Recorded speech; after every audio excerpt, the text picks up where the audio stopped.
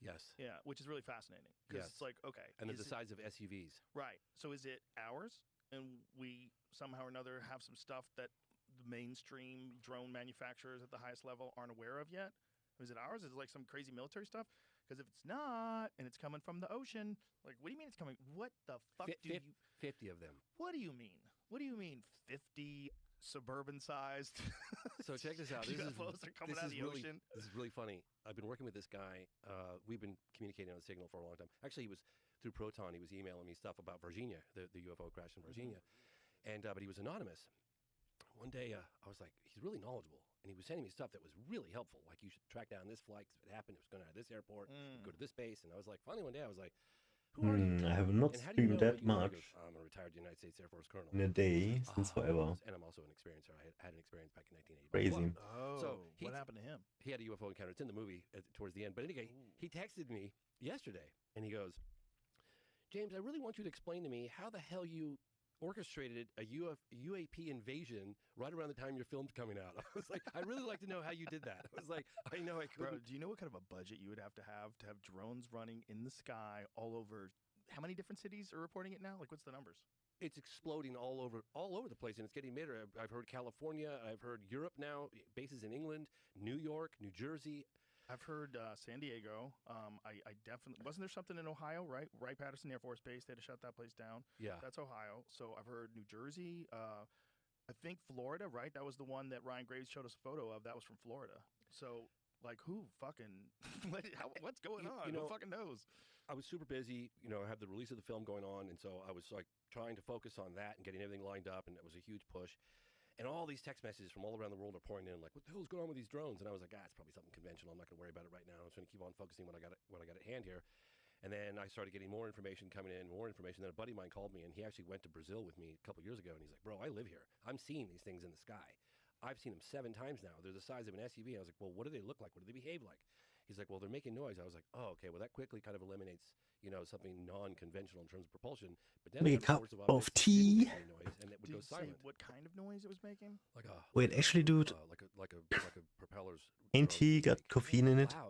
I'm quite sensitive to caffeine lately. I think I had the tea yesterday. It was a little bit rough to fall asleep. Lucky to get 25 minutes. These things are there for hours. Yeah, 5 hours at a time. They go dark when they're approached by other objects. They're not getting picked up on FLIR at times. And then some of them have no noise. I've heard crescent-shaped. And then I heard about the ones that really got me because I contacted Christopher Mellon. I was like, Chris, what is going on, buddy? I really rely on him for good information. And he's like, I really don't know, man. It's a real shit show. And the U.S. government seems to be clueless right now. He goes, some of them are conventional. Some of them are misidentified conventional craft. But there are other ones coming in off the ocean. There are up to 50. The Coast Guard and police department are reporting that truly remain a mystery. And then you had Schumer at a press conference just like it was yesterday. And then he's like, we don't know what they are. We don't know what they are. And the guy goes, yeah, so it's a UAP. He goes, well, they're drones. He goes, well, you wrote the legislation. It's a UAP. It's unidentified anomalous phenomena. Why don't you just use UAP? I think they're using the word drone because UAP is almost too scary, like some kind of invasion's happening. That's what UAP is, unidentified anomalous phenomenon? Yeah. So couldn't that be kind of anything? It doesn't even mean flying. Well, that's the thing, because it used to be unidentified aerial. Well, it was UFO, unidentified flying object. Then it was UAP, unidentified aerial phenomenon. But then they're coming out of the water. Yeah, right? I feel like this is nonsense. So they said anomalous. Why don't they just keep using UFO? Because people associate UFO with otherworldly, and they wanted to remove that baggage and make it a little less scary. That's my personal opinion. I kind of get that, but also it's just an unidentified flying object. If we find out what it is, then it becomes an identified flying object. It doesn't necessarily mean it's alien. True, but right? Like think of the stealth bomber. People bomber. probably jumping out of their windows right now if they said UFOs are invading the East Coast. You remember World of Worlds? Right, that's true. People were like jumping out of their windows. Good point. That's actually a very good point. So I think they toned it down. I think they're using the word drone, even though they're unidentified, just because of the fear factor. I think the fear factor is real. Yeah. I can't help but cringe when I hear that word. Oh, sorry. I didn't, the fear element. It's so funny. Sorry. It was too much of a part of my life. Too close to home. So when did they start? Like, when was it acknowledged that this was an issue that was reoccurring recently? Like, obviously there's always been something in the sky. People have always seen things. Who knows what they are? Whether or not they're, a lot of people see Starlink and they think it's UFOs, right? Yeah, of course. But when did this drone thing that we're currently experiencing basically every day, when did it start? couple weeks ago, maybe maybe a month ago. That's when I started really hearing about it. But Jamie, is there like I have any sort of official answer to that? I have something that 20th, 19th, something like that. Mid-November. Mid-November. I have something that this is about an air base in Vandenberg Air Force Base in 2003, and this is not an anonymous, but this is about incursions over. Listen to this. I promised this individual that I met at Seoul conference. He's a witness. He's a military guy. My name is Jeffrey Nusatelli. I served 16 years in the United States Air Force as a technical sergeant and a military police officer. In October 2003, my coworkers and I witnessed a series of extraordinary UAP incursions at Vandenberg Air Force Base in California. The initial event is known as the Vandenberg Red Square, and it was first mentioned during the historic UAP hearing held in 2023. The case involved Boeing contractors who witnessed a huge red square-shaped object roughly the size of a football field hovering over a missile defense system. The object was silent and had no visible means of propulsion. The contractors watched in amazement as the massive object slowly drifted east and vanished over the hills. I retained official Air Force records of the event, including the blotter form entry, which includes the names and contact information of all the witnesses, and provided it to select members of Congress, Aero, and the FBI. Aero is the new UAP task force, all-domain anomalous resolution office. After the initial event, several other UAP incursions took place at Vandenberg. I was on duty during many of the encounters, and I investigated the incidents as they unfolded. Now remember, this is not anonymous reporting here. They include a football field-sized craft that terrified security guards as it silently hovered over a launch facility before flying off at an unbelievable rate of speed. A brightly illuminated silent object that landed on the base flight line before accelerating instantaneously and disappearing into space. A huge triangle-shaped craft larger than a C-130 that hovered 50 feet over a police officer before it drifted slowly over the base. A blue-white liquid orb, roughly the size of his house, that hovered over his house on the base. The objects made no sound and had zero obvious means of propulsion. And he says, my experiences with UAP were awe-inspiring, exciting, and terrifying. I don't know why UAP are flying over our bases and our neighborhoods, but I do know the UAP phenomenon is of the utmost importance to all of humanity. I currently have 5 other military witnesses to the Vandenberg incursions that are all willing to testify tomorrow under oath that these statements are true. We need answers to this mystery and better government transparency. Thank you for the opportunity to share my story. Former United States Air Force Technical Sergeant and witness, Jeff Nusatelli. Whoa. Crazy, right? I mean, we're talking objects the size of a football field? That's bananas. And then they take off insanely fast, just like the Tic Tac. Straight up into space. So this was it. What was the exact date of this? This was 2003. There was a number of incursions during that year, up all the way into 2005. And he has the names, and they submitted it to the new head of Aero. That's interesting, because that coincides with the Tic Tac. It does coincide with the Tic Tac. I wonder if there's, like, vacation season. It's like every few years. Let's go check out what those guys are up to. You know what I mean? Maybe it's like a real pain in the ass to get here. Maybe it's one of those things like, you can go to Australia, but it's a pain in the ass. It's 16 fucking hours on a plane. It's a long flight. Oh my gosh. You know I went to South Africa one time, and that was like 22 hours. Yeah. I was like, this plane's going to run out of gas. That's exactly what I'm saying. It's like one of those things. It's like, you can do it, but it's a pain in the ass. So maybe they only travel to Earth every now and again. How could these incursions have been taking place, and like here we are 20 years later, and we're only now really starting to talk about them? I think the reason being is if you don't understand it and you can't protect people from it because it's so beyond our capabilities that if just describing it accurately removes all confidence that our government has everything under control. That's one reason why. And also, if you have no answers, you don't know what the hell it is. Like, that's a very good point, yes. If you don't know what the hell it is, what are you even going to say? Hey, there's something that came. We don't know what the fuck it is. It's as big as a football field. Yeah. Shot off into the sky. We have no idea. They'd be like, what do you mean we have no idea? Yep. Hire someone who understands this. And then they'd be like, fire him. Get him out of office. I remember like 20 years ago, bright-eyed, bushy-tailed, totally naive, still naive, but I was meeting with a general. And I said, God, it would be so amazing. This story is like so unifying, and we had this kumbaya moment, and we discover that, we're not alone in the universe, and wouldn't that be amazing, and blah, blah, blah, the implications for all of humanity.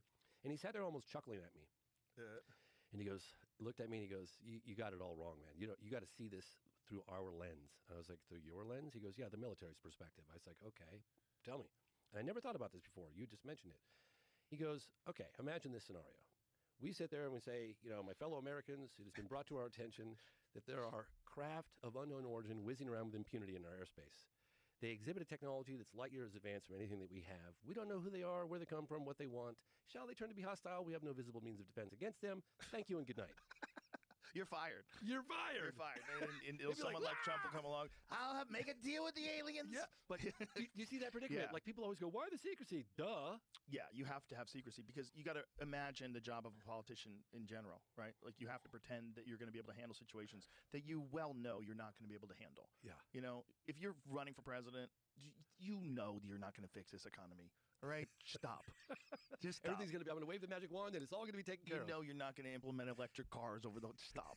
Stop. Shut the fuck up. There's not enough batteries. So if you're lying about all that, you're probably going to lie about whether or not you can handle the alien threat. I will unite us. I will unite us as a planet so we can deal together with the aliens.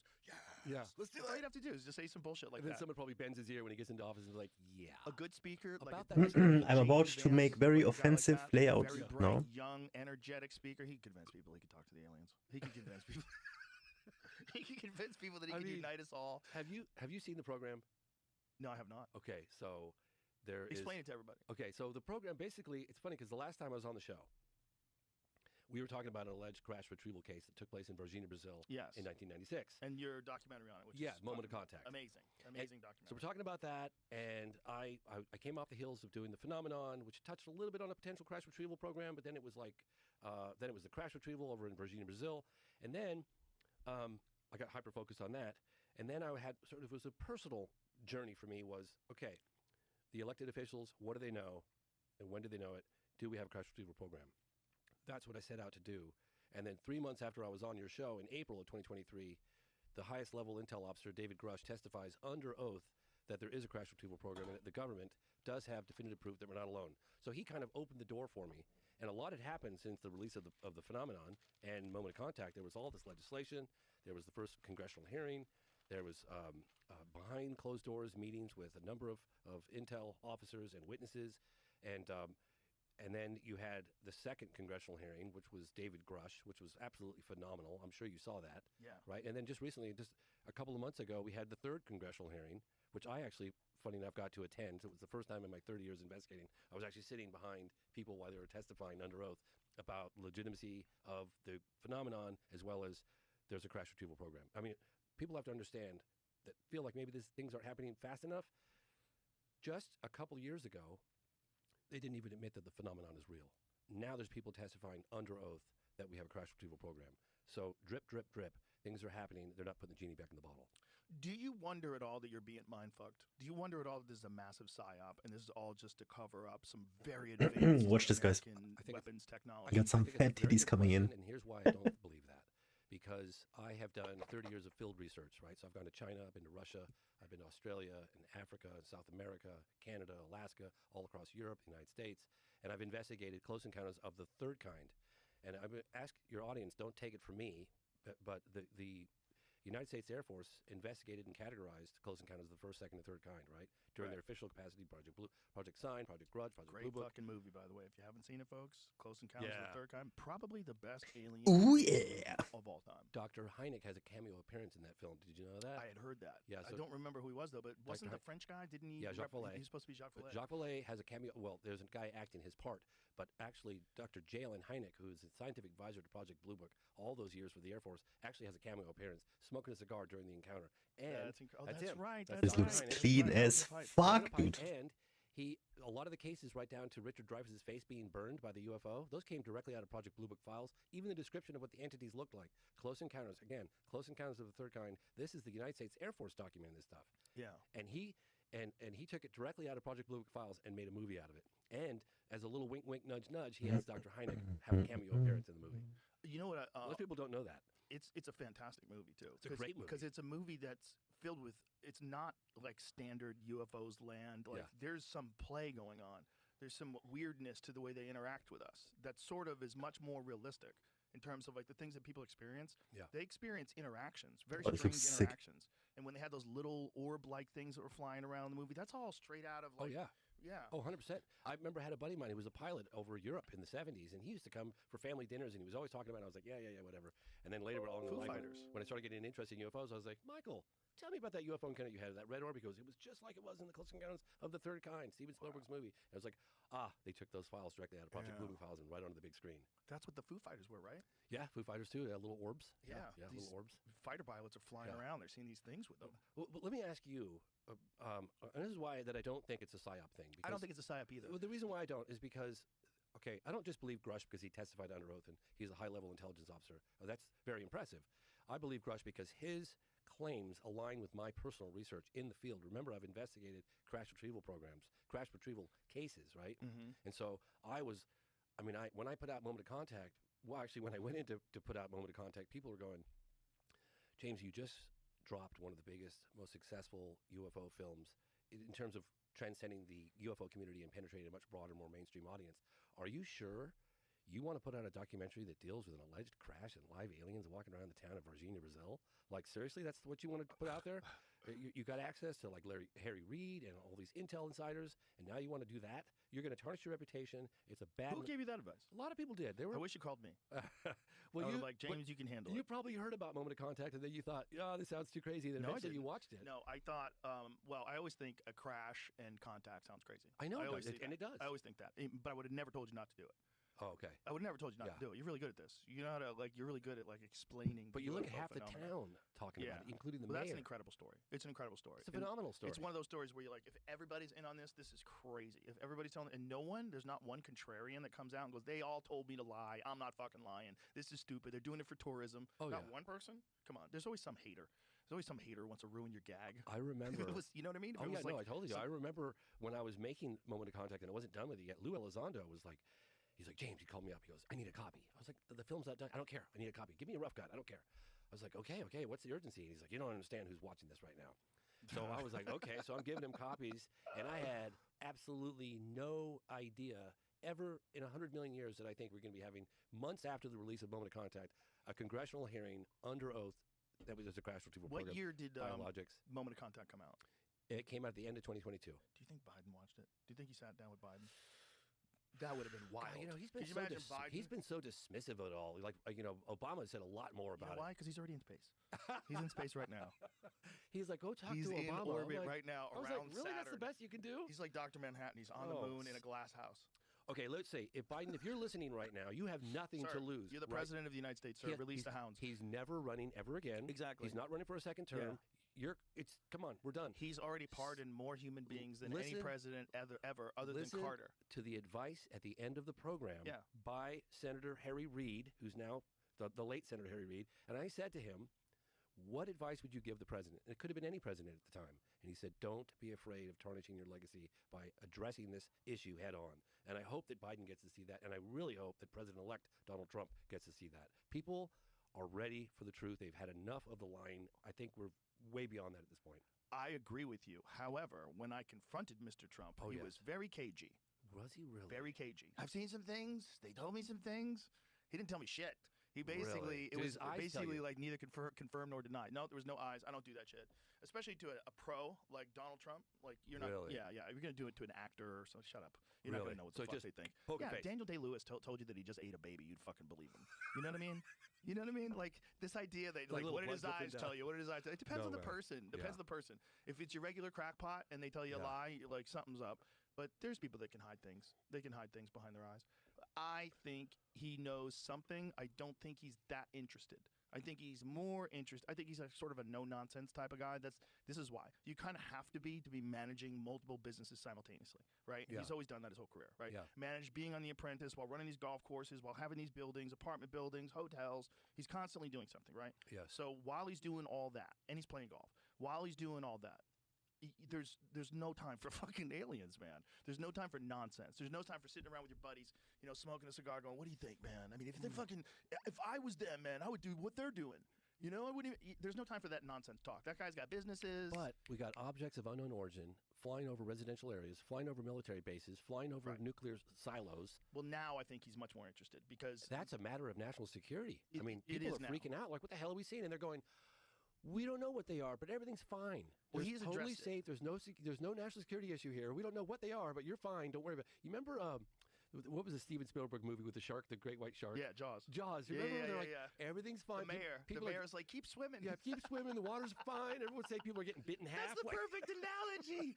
Dude, that is the perfect analogy. Right. That is it. Everything's fine. Go about your lives. They're definitely Nothing not to see here. nuke-sniffing drones.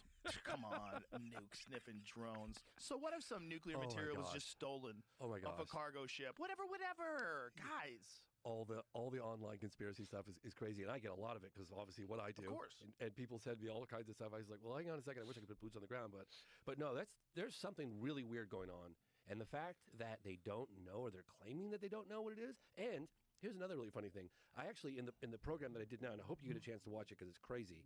It's got. Tell people what it is. Okay, so basically, I was talking about earlier. Tell people the title, the whole thing. It's called The Program. It's going to be on. It just came out. It's at #1 right now. It's on Amazon. When did it come out? Yesterday. Oh, beautiful. I know. So it came out yesterday. It's on Amazon. It's on Apple TV, and you can Google because the algorithms are just starting to catch up with it on Google right now because everyone's like, Nice. I can't find it. Look up The Program and then Google James Fox UFO documentary, The Program. You will 100% find it. It's being also made available internationally. They're working as fast as they can to get it up. It just went up yesterday. It's the most independent film from start to finish that I've ever made. And it covers what happened, because everybody thinks the government suddenly had this epiphany to decide to be more transparent with the general public. That's not what happened. What happened is there were a couple of intel insiders in the Pentagon reviewing some of this classified data, or so-called classified data, and resigned in protest of excessive secrecy. They found a loophole. This is Lou, probably Jay Stratton. I don't know for sure. Definitely Chris Mellon. And they walked these evidence tapes out of the Pentagon through this loophole. They bent the rules a little bit and onto the front page of the New York Times, right? So that happened, and it was exploded. You remember that. And since then, there has been this unprecedented push by a bipartisan group of lawmakers to find out what the intelligence agencies know and when they knew it. And so that started happening behind the scenes, right? So it was 2017, 2018, 2019, 2020, 2021, and then in 2022, they were like, we're having a congressional hearing. Congressman Andre Carson, I think he's of Wisconsin, but I'm not positive, he spearheaded the first open congressional hearing, public open congressional hearing. And in that congressional hearing, they acknowledged the fact that the phenomenon was real. It was slowly introduced that we were not getting told the facts. There was a document that came out called the Wilson Davis Memo, and that was about the discovery by a former DIA guy, Admiral Wilson, of the crash retrieval program that was like maybe 20 plus years ago. And none of the names or anything in that document were redacted. I covered that memo in the film. And then 2023, another congressional hearing. This time it was David Grush talking about the crash retrieval program. It's been a steady progression. And so a lot has gone on between 2017 and 2024. And that is what this film does, is it covers behind the scenes effort, bipartisan group of lawmakers effort to find out what the intelligence agencies really know. Whew. Yeah, and people that were, and in one of them, there's an encounter, and I think I remember you hearing about it, because you wanted to get a hold of David Grush, and so you contacted me, and I actually had a drone up in the air in England, and I know, and I had my phone attached to my drone thing, because that's what it was using as a controller for the screen, and I'm flying the drone, and there was a huge windmill, and I saw this windmill, and I was like, oh, that's going to make a beautiful shot for the movie, and it is in the movie. So I'm up there flying it, and the wind, the turbines are going round and round, and I can't quite tell how close my drone is to them. Oh, so no. I'm paying really good attention, and I'm getting close to these big turbines, and all of a sudden my phone's ringing, and it's you.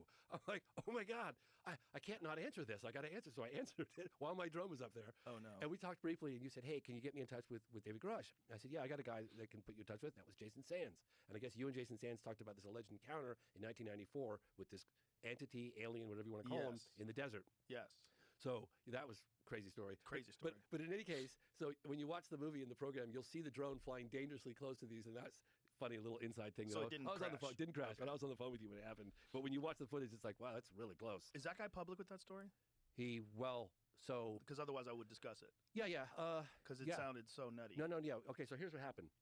This is funny because when I was in Washington, D.C. with Mellon and this gentleman, Jason Sands, I'm using his name now, and Mellon looked at me and he goes, this guy's story is pretty wild. I was like, what do you mean? He goes, really wild. And we're sitting down having dinner, and Chris Mellon orders a drink. He had a tequila, so whatever. Anyway, and we were all having dinner, and Jason Sands starts telling the story about this alleged encounter in 1994, and it's one of the craziest stories. And I've been doing this for 30 years, and this story is nuts. Okay, You remember? Oh yeah. So yeah, I went like this to my phone. He was telling me like this one. Yeah, me too.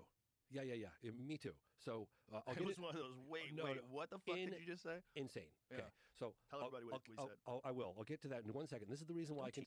Well, no, this is the reason why I can discuss it publicly. I know. The reason why I can discuss it publicly is because he was going to appear anonymously in the movie, and I was debating on exactly how to go about doing this because I was torn because you got a statement from an individual, you don't have his identity, but hey, I was in D.C., I put the whole thing down, and I said, look, he was worried about his security, he was a whistleblower, he'd already testified to a number of Senate Intel Committee, Senate Armed Service Committee, and all about the UFO phenomenon? Yeah, about the UFO phenomenon. They're part of the UAP task force. They found him, and he was giving them information and reporting on things. And so he goes, I'm really fearful. I don't know if this witness protection program is going to be that helpful. I'm worried. I said, look, if you're concerned about the story getting out or not getting out, if you want, I'm here. You can come to our studio, and we could film you on camera. And if anything happens to you, it could be released, and it could be a little insurance policy for yourself. He goes, that sounds great. Let's do it. So I did a whole film about it. And then I'm periodically posting clips or just still frames and updates on the movie as I'm making it, as I do on social media. And I posted this one scene, and it had a clipboard in the scene. And on that clipboard, if you zoomed right in, it had his name. So I posted by accident, I posted the damn thing, and my phone starts blowing up 10 minutes later. You just revealed this guy. What are you doing? Take it down, take it down, take it down. Too late. So it was out there. You listen to a Russian track. So as a result of it, I'm giving the truncated version. He basically had to go through the DOPSR process, which what do you mean Russian track? Publication of authorization. Kind of busy right now. I'm sorry, man. Excuse me. So he basically could. I'm working and listening.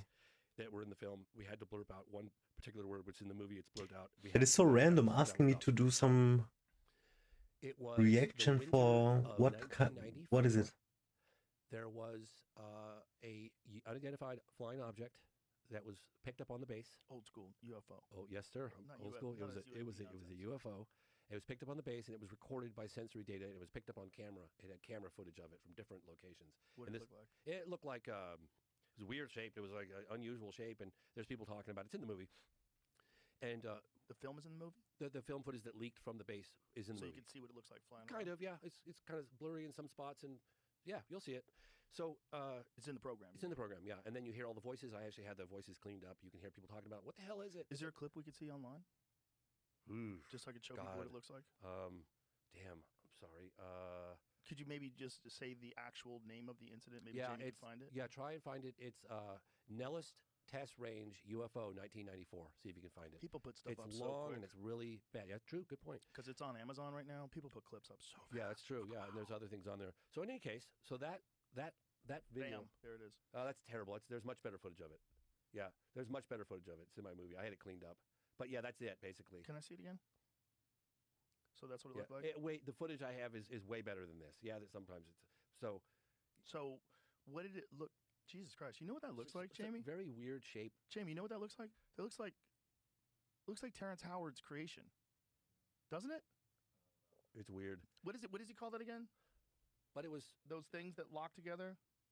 Those, the flying drone thing that he created. Linchpins.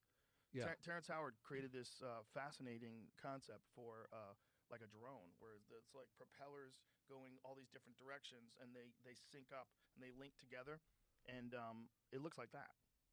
Oh yeah. So it's anyway. So it's footage. People talking about it. What is it? They don't know. It's not identified, and it flies around the base, and that leaked, and the names of the witnesses leaked.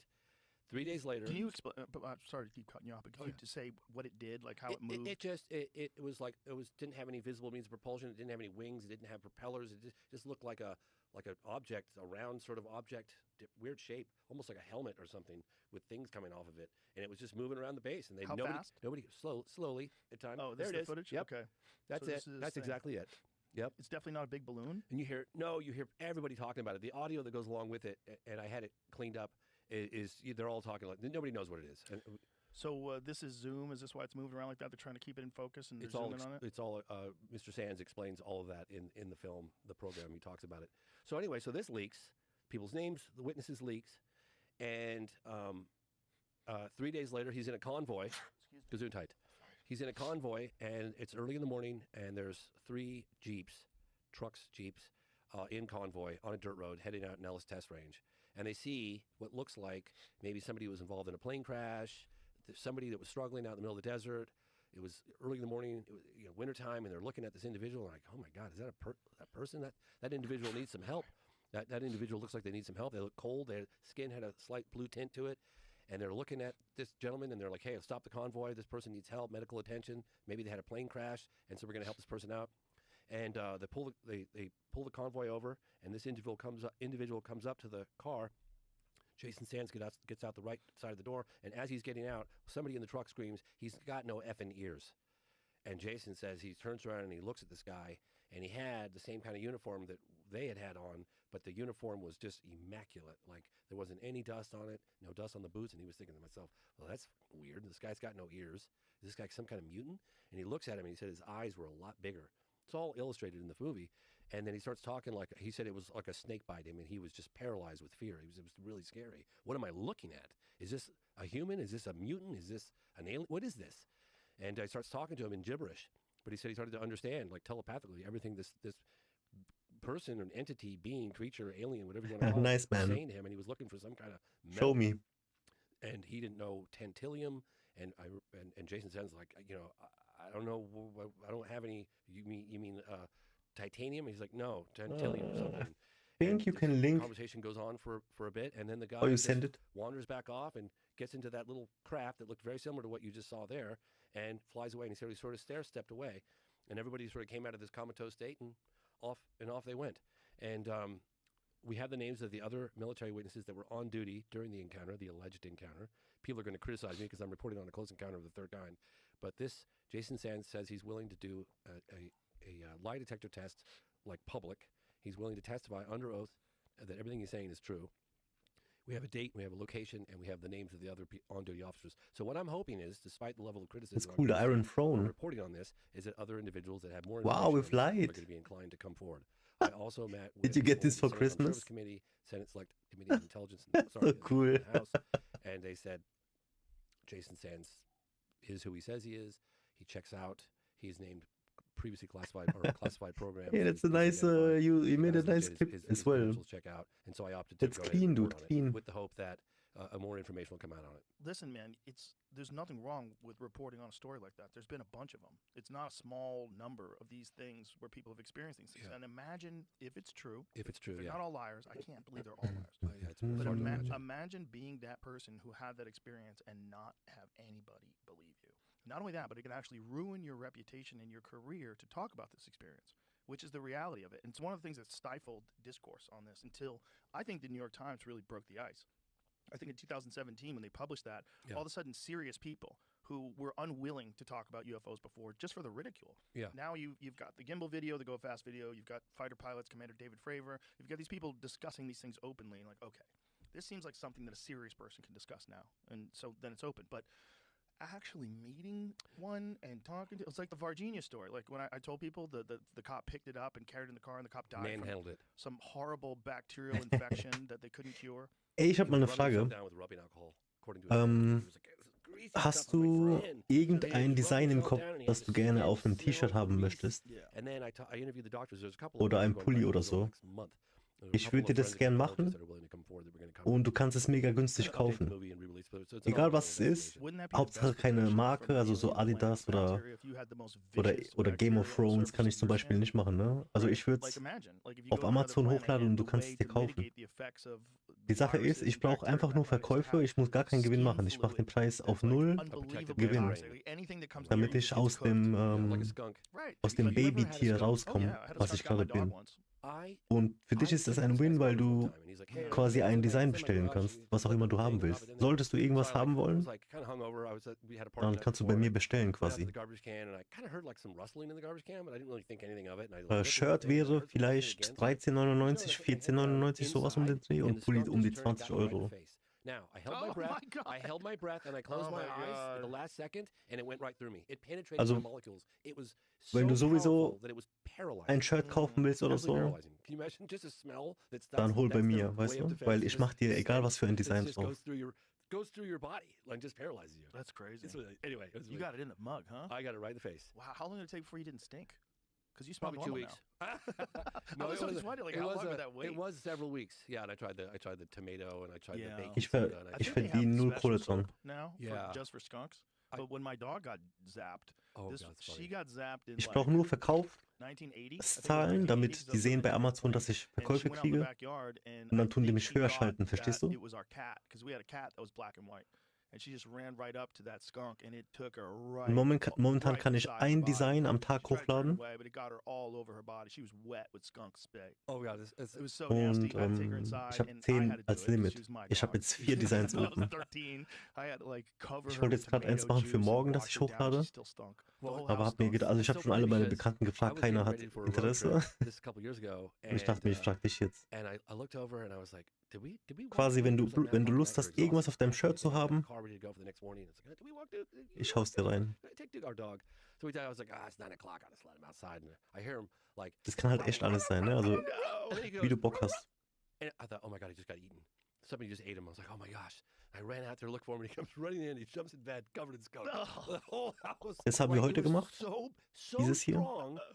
It's unbelievable. That smell is just like... It's so incredible. And the way someone explained this to me, you know, like animals like bloodhounds and bears, they have an insane sense of smell. Oh God, like 100,000 times stronger than ours, right? Right, but they can pick up parts per million the way we pick up skunk. Really? Yes. Oh my God. So think about that. So if a skunk gets hit by a car Hast like du a vorhin mile gesehen, glaube away, ich, ne? you can smell it. Have you ever driven Oh nee, ich kann nur ein Produkt gerade hochladen. Also es ist entweder ein T-Shirt oder ein Pulli. Ich könnte auch einen Kissenbezug, aber halt immer nur ein Teil, weil ich bin momentan limitiert. Weil die prüfen mich quasi, weißt du? Like they can smell things that you can't even imagine they can smell, especially like a bloodhound. And then a bear can smell like, what is a bear's like ability to smell above a bloodhound? It's something crazy. My friend was ich kann dir noch ein paar Designs zeigen, die ich gemacht habe. Miles. Insane. Miles away. They can smell blood miles away. God, something I remember. Look at this. 300 Das habe ich für meine Mom gemacht. This is crazy. Wow, bears are the best sense of smell of any animal on Earth. For example, average dog sense of smell is 100 times better than a human's. A bloodhound's is 300 times better. A bear's sense of smell is 7 times than a bloodhound's, or 2,100 times better than a human's. Unbelievable. That's why they say when you go camping. Das ist mein allererstes Design. 100%, you have to. Yeah, you can't have it in the tent at all. Oh, when I was a kid, we went camping. Und das habe ich mir selbst bestellt. Wow. Yeah, people just had regular coolers back then. You could have like a little cookie in your pocket and be in bed. Beziehungsweise nee, ich habe es einem Kollegen bestellt. Der kriegt das jetzt, ja. Wow. 100%. I remember when I was a kid. Das ist Solana, Ethereum, BTC von Krypto. Und meine Nichte habe ich das hier gemacht. Of course they will. Die wollte keine Schiff, kein gar nichts, die wollte einfach nur einen Oktopus. They're gonna look at that tent like it's trapped in there. Oh my gosh. The meat is trapped in the tent. This is crazy. What was that one movie called where they got the grizzly man or something? Yeah, grizzly man. That's what and they came and got him. Remember they? Well, he thought he became one with the grizzlies and then he got eaten. That's a very complicated movie. That's a Werner Herzog film. Yeah, Werner Herzog. Yeah. Yes. It's a really funny movie. And the camera was rolling. And they played it. Sort of. The camera was rolling, but the lens cap was on, so there was an audio. So it's just audio. Yeah. That's even worse. The audio, by the way, folks, the audio you hear on the internet, that's fake. Oh, it is. That's not the real one. The real audio, Werner Herzog told the lady to destroy it. Destroy it. No one should hear this. So he heard it. Yeah, he heard it. It's long, you know, because bears don't kill you; they eat you. You know, like a salmon, they don't kill salmon; they just put their paw down and start pulling chunks off of it. That's what they do with people too. That's terrifying. Well, they don't have any predators, so they don't have to kill things and then worry about someone taking it from them. You're not taking shit from a bear, terrifying. Especially a grizzly bear. You're not taking shit from a bear unless you're a bigger bear. So, like, all the other animals have to worry. Like, mountain lions kill quick because wolves will steal from mountain lions. And apparently, in the areas where wolves have been introduced, it's actually become a problem because mountain lions are killing much more than they normally do. Because mountain lions will kill, like, a deer or 2 deer a week, something like that. And they eat 2 deer a week. That's a lot of meat. Well, they're big. You know, a big mountain lion is 150 pounds. Wow. And it's a big cat. Their cats are they're obligate predators. All they eat is meat. You know, bears will eat a little berries. They'll eat a bunch of shit, not cats. So the cats are killing more because the wolves scare the cats off of the kill. So if the cat's on a kill and a bunch of wolves show up, the cat will just get the fuck out of there. Wird Zeit für einen Sub, Bro. Defend himself against the wolves? Exactly, because wolves hunt in packs. Twitch ist voll verrückt geworden mit Ads, ne? Die sind richtig lang und voll aggressiv jetzt. Right? Like they have a fear of like canines, and I think it's from wolves stealing their food. So like that's how they hunt cats. The way they hunt them, you have to tree them. Because otherwise you're not going to Guck einfach auf YouTube. Hol dir Adblock, guck auf YouTube. Oder hol dir Twitch Adblock. Gibt's auch, aber muss man suchen. It sounds cruel, but listen, they have to do that to muss man ein bisschen mehr suchen. If they don't, they start eating dogs. That's what you get in San Francisco. California still kills mountain lions. They kill as many mountain lions as they would if they gave tags out to people to kill them, because you have to kill certain numbers of them for depredation, because they'll start killing livestock, they'll start killing dogs. In the Bay Area, the problem cats that they wound up killing in like San Francisco, and half their diet was pets. Really? Half their diet. Half their diet was house cats, people's cats. Dogs and cats. That's half their diet. Half of their diet. So you manage, 100+ pound cat, and he's running around just eating dogs. You leave your dog in your backyard, gone. Happens all the time. Wow. It happened to my dog. Really? Yeah, my dog in Colorado got eaten by a mountain lion. It happens. Oh God, I feel so bad for my little guy. It's terrible. I'm not there to protect my little feller. One time I was hiking Mhm. up this mountain, and I had my son with me at the time, and he was in that little pouch, that little pouch that you put him in the front. Like he was probably maybe 2.5. And I was hiking this mountain pretty daily. It's funny actually, because when I went up there without him, I was like, well, this is why people hike with weights on. This feels amazing. I could run up this mountain. But anyway, I was going up the mountain, and I had my dog, my little Duke, and I had my son walking up this mountain, and I come around this, go left hand. It's a pretty exposed, not too many trees, some bushes, and it's a hot sunny day, and I see this leg of a deer, just fresh kill with blood on the ground. I was like, God damn, what the hell looked, wow, that's fresh. I was like, huh. And I kind of Was dein Design nice.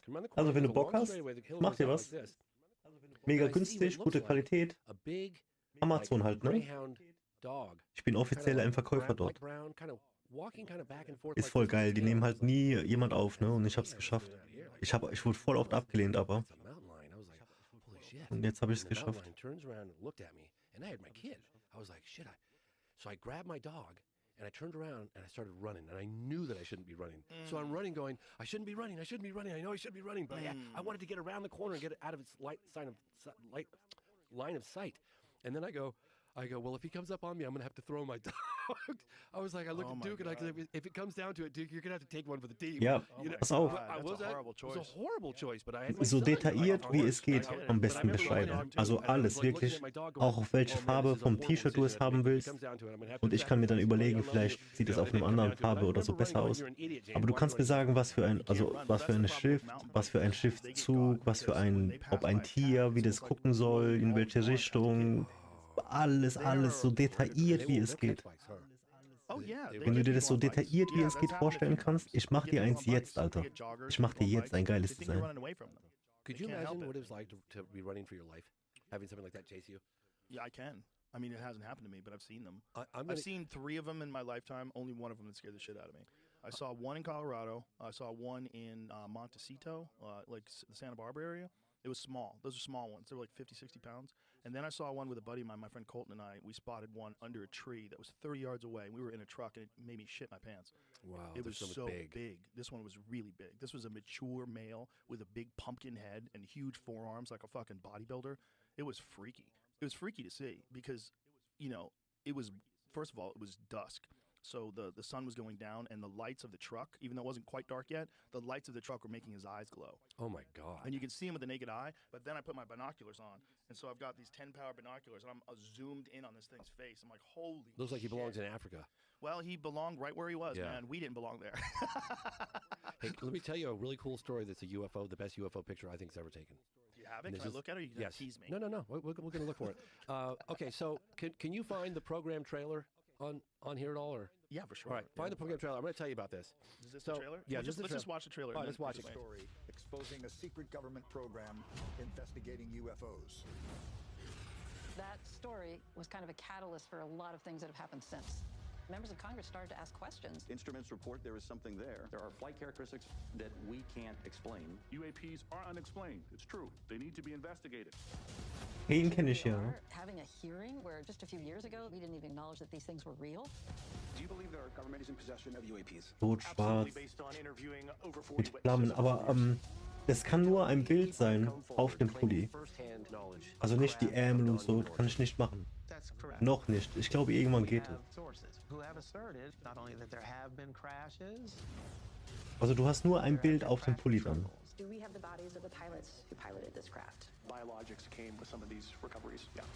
Und wenn du Bock auf sowas hast, ich mach dir das. Aber ist das alles, was du willst? Weil es ist ja mega basic, ne? Einfach rot-schwarz. Das sind ja schon Feuerfarben. this. What has been revealed Non-human intelligence exists. Non-human intelligence has been interacting with humanity. is only part of the story. Halt, was du anziehen willst, ne? Das ist halt dein Design. Some are risking everything. Have you had incidences that have caused you to be in fear for your life? Wie groß wäre das Bild halt Standard, ne? Einfach Brust. Kann man sehen? Einfach ein Standard halt, ne? I would go to jail to say things that I've been exposed to in the program. Bro, was that Mick Jagger? Was that other guy Mick Jagger? Isn't he amazing? That's Hal Puthoff. Hal Puthoff? Oh, no, yeah, I know. Mick Jagger's Doesn't look like Mick Jagger? That's not Mick Jagger? That's Gary McKinnon. He's the Oh. biggest computer hacker in history. Let me see what he looks like. He almost went to jail for life because he was like, I'm going to find out what the government knows about UFOs. So he hacked into the systems, NSA, CIA, DIA, like... Where is he? Yeah, you want to see that really cool picture? In the film. Oh, yeah, of it, you got to go towards the end. Yeah, he totally looks like Mick Jagger. That's really funny you should say that because I totally thought it was Mick Jagger. I saw it and I'm like, wait a minute, that does look like a rock star. He is a rock star in the UFO community. It's coming up. You'll have to pause it quickly when it hits. But Gary McKinnon took it upon himself, a computer hacker, to find out if the government had proof of alien visitation. And he spent a couple years hacking systems, and he got pay dirt. That there guy. he is. That was it. Bro, that's Mick Jagger. Doesn't it look like Mick? It does look like Mick Jagger. Mick Jagger's in the UFOs. You should just only show that clip, like they do in horror movies where the mask is not that good. It's real quick. Yeah. But I was going to tell you, there's a photograph of a jet circulating. Can I go into a little bit of detail? Because everyone's always worried about where's the good evidence? Where's the good photograph? Right. Show me that photograph again. Yeah. So it's there we go. Now, this was a lost photograph that was recovered, correct?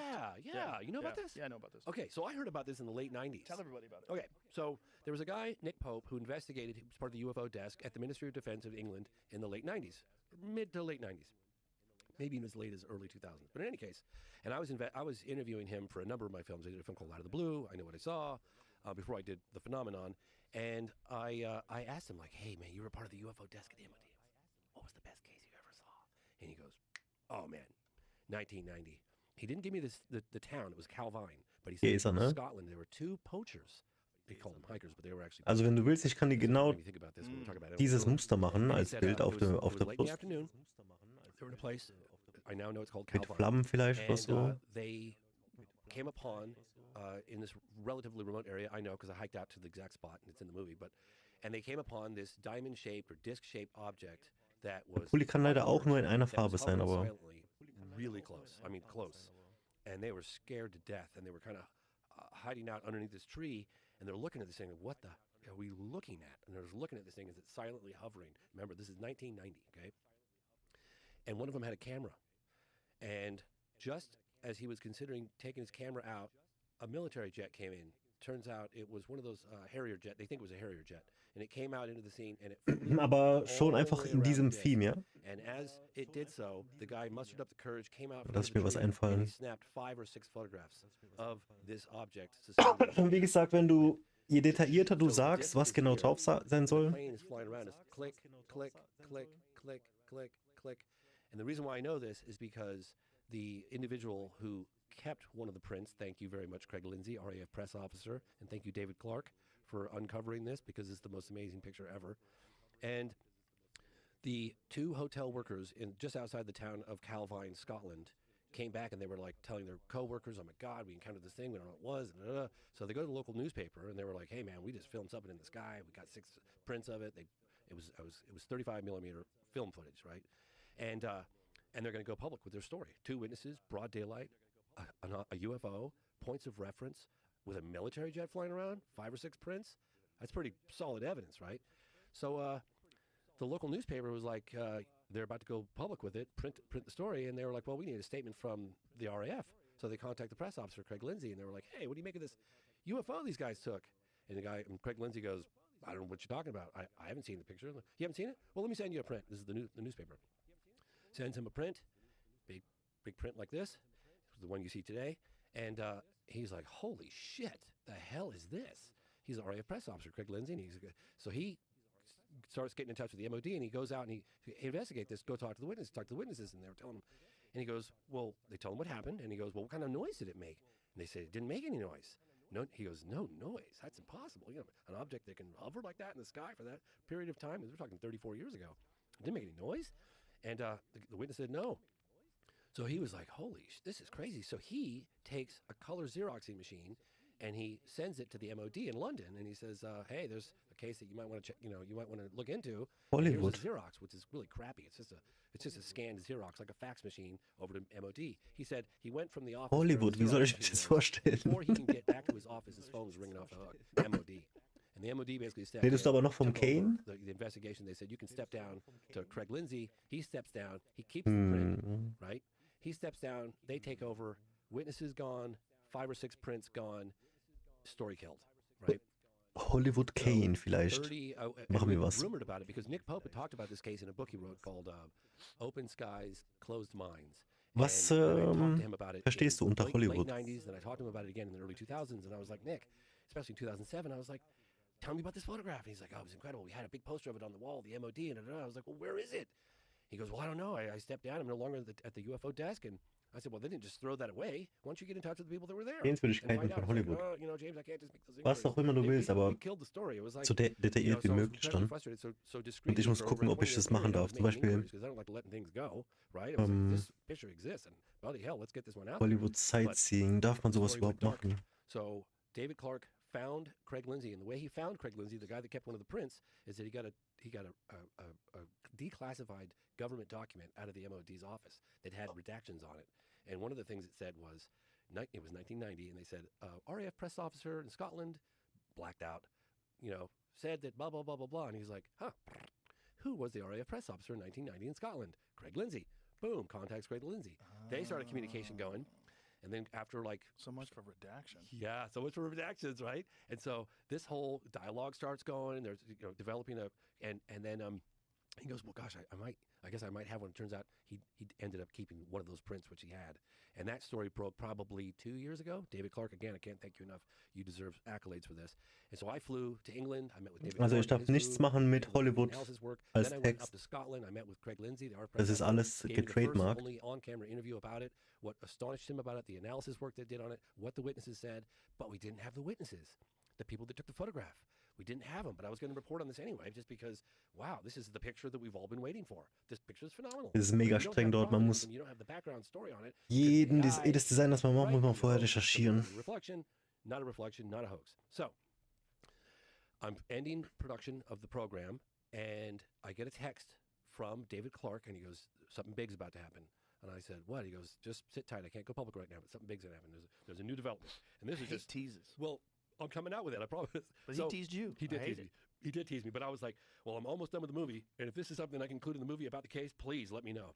So long story short, this guy, Richard Greaves, who was one of the hotel cooks, worked in the kitchen with the photographers, with the 2 witnesses that took the photograph.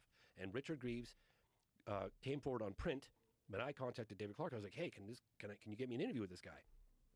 So he kept putting it off, and then finally I was like, I wanted to be persistent, but I didn't want to annoy the guy to the point where he's going like, hey, you know what? Fuck you. Like, right. You're being annoying, Yeah. But I got it right up to that point, right? Where I was like, I was wrapping the movie. The movie's done, and I want to get this movie out because all the people that participated wanted it out. And then I finally sent him one final text, and I was like, look, I'm really sorry to pester you, and I know you're probably really busy, and I really appreciate the fact that you even said that you'll meet with me, but that you'll give me an interview. And then probably about 10 o'clock that night, I'm in the edit room buttoning the film up, and all of a sudden I get a phone call, and he's like, I'm just coming out the pub, and I'm ready to go. I was like, okay. Grab a camera, roll it, let's record this. And he reveals that he knew the witnesses. He worked with them in the kitchen. He gave all the specifics. He provided their names. And then he said that 4 nights after they took that photograph, they were all on a cigarette break at the hotel, early evening, pissing rain. He said a car rolled up. There were 3 guys in it, a driver and 2 men in suits in the back. They roll up. They come out. They say, cigarette break's over. They pull the 2 witnesses aside, and they grill him, and you got to hear it directly from the horse's mouth. Richard Greaves said that when they were all, the people that were not involved with the incident were told to go back inside the hotel, which they did, but they looked through the window and they saw in the pissing rain, he said they were out there for 10 or 15 minutes in the pissing rain, and that these guys, they came back inside. And ich glaube, den Oscar darf ich nicht machen von den Sachen. They came back inside, they were white as a fucking ghost. And which we all get a good laugh out of, but and then they started drinking heavily, and Los within a couple of Angeles. weeks, they vanished without a trace, and they've been gone ever since. So we report on this, and yeah, that's a replica. That's a replica. I was like, it's way too clear. I was like, is this? That's a replica from Nick Pope that he did it for some series talking about it, and that was before the real photograph was found and printed. Let's see the real photograph. Yeah, show the real photograph again. I got it in. There it is. Yep. Okay, so what was he doing? Show the fake one more time. Also es darf nicht ausdrücklich Los Angeles So was he sein. just recreating what he remembered? Yes. Let me see the real one again. It's pretty damn good, isn't it? That he remembered Not that. bad. Not bad. Missed the barbed wire fence, but not bad. Es darf auch nicht Los Angeles I went to stehen. the exact location. That bullshit he put in there. Put in beautiful hills. I know. and that fence is still there. There was a back to the real one? Yeah, that fence is still there. I took a So what is that jet in the background? A Harrier jet is what I'm told. They're 99% sure. And was that Harrier jet Oscars darf nicht stehen, aber ich glaube, wir können die Statue In the machen. other prints, according to Craig Lindsay, the RAF press officer, he said the other 6 prints or 5 prints had that Harrier jet in a different position. So he said it was as if the Harrier jet flew around checking Den that out. Oscar aus der We Mülltonne. have other MOD just Warte mal. that killed the story. I mean, the guy at the MOD Den- worked there, Nick Pope, told me that Von der they did everything they could Sesamstraße. to squash it because Der ist leider auch getrademarkt. Oh, of course they do. No, of course they didn't. Der ist throw those 100% things away. getrademarkt. Yeah, that's a really crap copy. You're looking at a really bad print, you guys. Did you zoom it in? I've got a Just much back better. again? I've got a much better version of it. You got it on your phone? Yeah, I do. Text it to a homie. Should This I? this I'll turn this image is it's weird. Yeah, because it's hard to see what you're looking at.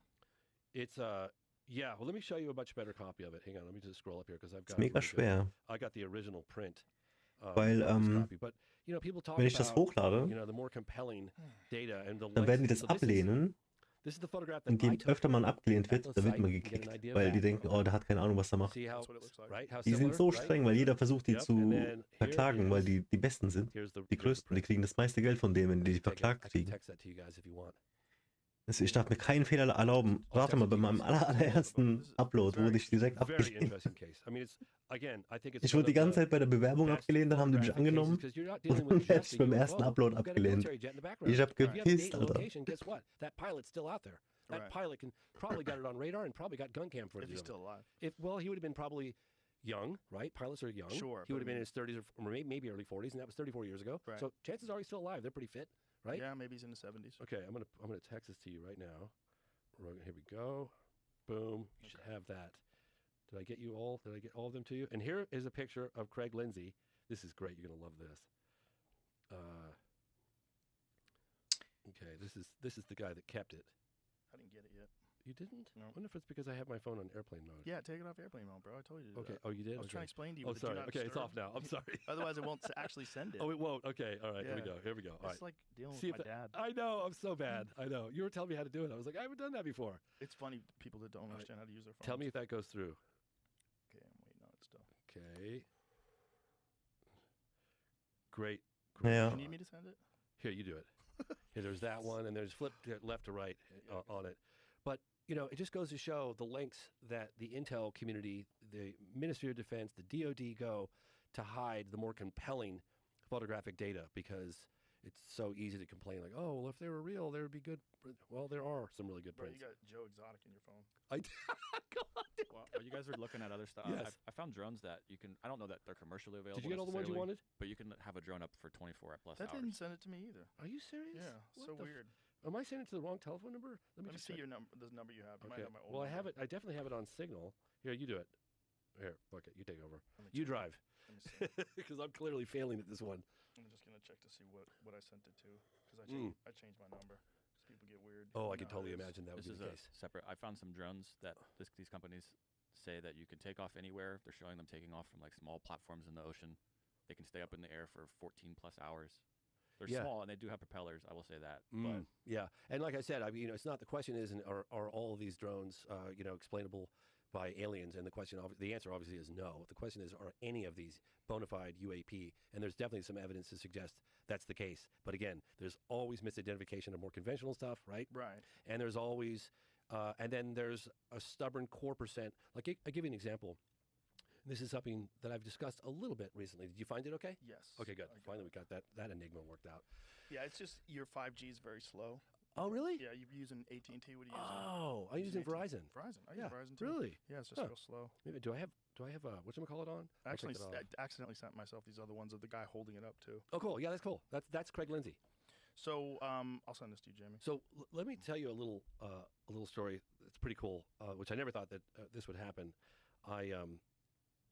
There's a guy, Kirk McConnell, who's Senate Armed Service Committee, and he participated at the very last minute in my film. He's in the trailer, And he, in an official capacity with a high-level clearance, he had been investigating UFOs ever since the New York Times article in 2017. So he was behind the scenes 2017, 2018, tail end of 2017, 2018, 2019, 2020, 2021, 22, 23, 24, and then he stepped down. And he came through some intel folks. We got in touch, and I said, hey, man, my film's almost done. If you want, I could squeeze in one final interview. He decided to participate. Up he went. We became friends. We've been talking. And he said, hey, I could probably arrange a meeting because there's some mutual interest in some UFO cases and evidence that I've been going after as a civilian. But he goes, hey, on the inside, if you want, I can hook you up with the heads of Arrow, the new heads of Arrow, John Kosklowski, and this other guy, Ryan, who was Air Force Office Special Investigations. This is just a couple weeks ago. So, so ich gucke jetzt, which was incredible. And people say, was ich machen kann mit you know what? It was very exciting. Los Angeles, California, Hollywood und so einer Filmklappe. Saying that they're under the water. I mean, it's pretty fascinating stuff. Yeah. So, I had to apply for Oder du willst was anderes? security background on me, which was about 48 hours. And then I got approval for that. And then I showed up at a wing across the street from the Pentagon. And I had to go through the metal detector. And then there are these, kind of exciting for me because I had never had this kind of experience before. There were these like glass tube type things that were lined up like in a row. And only one person can go in at a time. The doors open just like in Star Trek, and you walk in and that door closes and the other one opens, you go through the other side. Then I had to get rid of my phone and everything and leave it outside and then go into a skiff, which is a sensitive compartmented information facility. There's gifts, all super top secret, whatever. And I got to meet with the new head of Arrow, John Kosklowski. And I was like, I can't believe I'm in the belly of the beast. This is crazy. Like, how could I'm a civilian. I don't belong here. But we started talking. They're just very nonchalantly. You know, I said, hey, you guys got to throw us a bone. I said, we're not going away. This story is not going away. And I said, and you know what we're ultimately dealing with. I mean, obviously, the vast majority of UAP or UFOs can be and have been explained away in down-to-earth conventional terms, right? But there's a stubborn core 15, 20% that really defy conventional explanation, not because of a lack of data, because they truly can explain what these things do. And you know well, you've had many people on.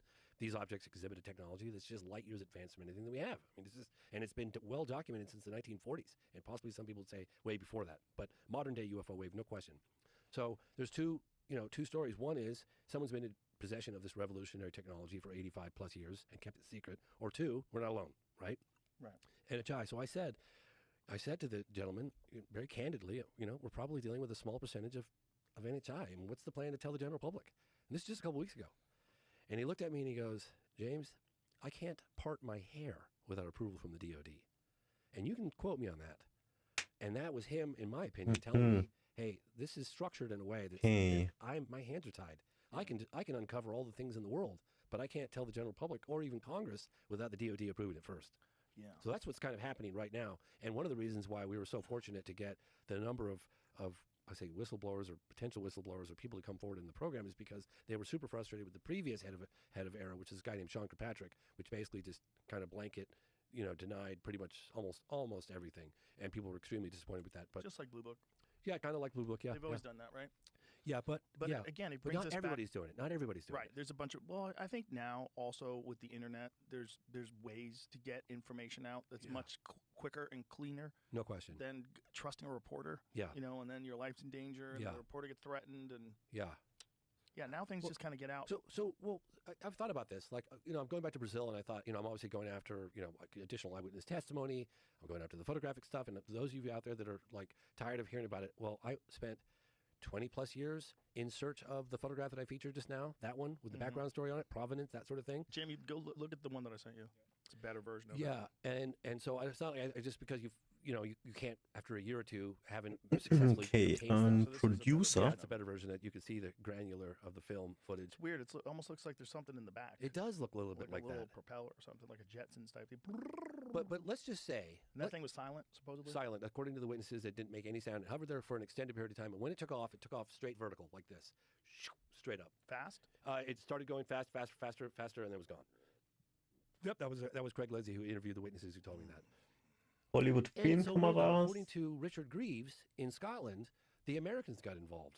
Hollywood Studio. They showed up and they intimidated the shit out of the witnesses. And I know people can criticize me for reporting on these alleged men in black, but it's not me saying it. It's the Hollywood witnesses Stars. And I did it full bore for the first time in Moment of Contact, because I remember hearing these stories for decades, and I finally was like, everyone's going to think I'm crazy if I report on this. But this lady, who was the mother of the 2 daughters that had these visits and the intimidation, Walk of I was Fame. like, screw it, I'm just going to report on this, and I'll just take the criticism, you know. And then I wasn't expecting this to be the case with this photograph, but lo and behold, it was. But anyway, it's a huge story. In my opinion, they can't put the genie back in the bottle. It's coming out, and it's drip, drip, drip. But I have to remind your audience, people that are feeling impatient, that we've had 3 open congressional hearings in the last 3 years. Yeah. We hadn't had any in over 50 years prior to that. It's definitely, even though it's still difficult to get information and figure out what's actually going on, there's way more open mainstream discussion of it. And it's frustrating at times. I get it. You know, people are like, oh, well, why all these people? Why can't they just say, why can't David Grush just tell us? You know, well, I can remind people that the DOD has stripped David Grush of his clearances and won't allow him to get into a SCIF. This is one of the things that I talked to this guy, Brian Benner, who appears in the movie Politico, and he goes, if Congress finds out about it, one thing we know on the Hill is that you're going to find out about it. They can't keep a secret. It's going to leak. So they've been doing everything they can, I imagine it's the DOD, to prevent Grush from going into a SCIF with members of Congress to release and reveal the classified details necessary to verify his claims. Okay. If you've been keeping this under wraps for 60 plus years or whatever they've been doing, would you really tell AOC? Would you really pull her aside and tell her? Well, I mean, any members of Congress with the proper clearances and feel like they want to have that information. I mean, you got nothing wrong with her. Yeah, I'm not yeah, even saying her. I'm just saying, just pick a young one. Well, you're going to give them all that information. Exactly. They don't want them to have that information. Right. There's no question about it. I mean, that's what I would imagine. That's probably why they won't let Grush get into a SCIF. So here's another thing I'd like to mention is that David Grush claims that he gave even a street address to the ICIG, which is Thomas Monheim. That's the Intelligence Community Inspector General. So I'm asking members of Congress to support all the efforts, you know, Burchett, who's been amazing, regardless of what your politics, the guy's phenomenon. He's been really pushing for transparency, super solid guy. You got Mace, you got Muskowski, what's this, from Florida, Garcia from California, AOC, New York, Luna, and then, of course, you got the Senate side. You got Rubio, who totally knows where the stuff is, Rounds, Schumer, and if you look at the NDAA, you can see the language in plain sight. I mean, it's phenomenal what's going on, and I think that our elected officials that are really pushing for transparency need to hear from us, need to hear from the citizens, and know that we support their efforts and that we have their backs, and continuing to push for transparency, to push to find out what the hell's going on. I mean, imagine if it's true. Imagine if we have spaceships and we have biologics bodies. Okay, That is not just implications for the United States. That's global implications. I mean, the impacts, the ripple effect that would have around the world for that confirmation to happen. No doubt. It would be huge. Natürlich gucken wir den. Race deserves to know. It shouldn't be unelected officials and Defense Department people that know about this stuff. That's crazy. I totally agree. Unless, this is what I had a conversation with Ryan Graves yesterday. The way I would argue it, if I was a military person, I would say this is a national security interest. And we are trying to back engineer this stuff. We're not successful. If China steals our data, if Russia can back engineer one before, if Iran gets one before us, we're fucked. Because these things are insanely sophisticated. We would obviously weaponize the technology. That's obvious. Of course. Yeah, duh. It's like 101, right? Why would we not? The basics. I mean, if you could put a nuke on one of those things, I mean, the exhibited technology that people that have witnessed this stuff say it goes from a standstill to out of sight in the blink of an eye. I mean, these objects, what was it?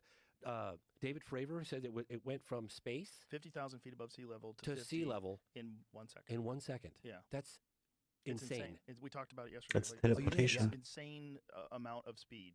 And, ja, natürlich. UFC. Habe ich selbst auch gemacht. Force you would need is equivalent to how many nuclear bombs did he say? Something insane. Like the entire nuclear arsenal has to be to generate that kind of power. Whatever it is, it's if these stories are true, it's doing something that we don't understand. So if it's ours, I kind of get why they wouldn't want to spill the beans. My thought once was, what if this is not weaponizable with our current technology? Like, what if these things are our drones, but they don't know how to put a weapon on it yet? Like, because whatever you do, I have a problem with that. At a speed. I have a problem with that theory, and the problem I have is that the United States government has documented close encounters of a third kind. That's beings connected. Right. That's their own files, right? That's not me saying it. Right. So it's not just these objects exhibiting revolutionary technology for at least 80 years, right? No wings, no tail, no visible means of propulsion, the ability to hover, accelerate, out of sight in the blink of an eye, right angle turns at high speed, no wake, no sonic boom, UFC. that kind of stuff.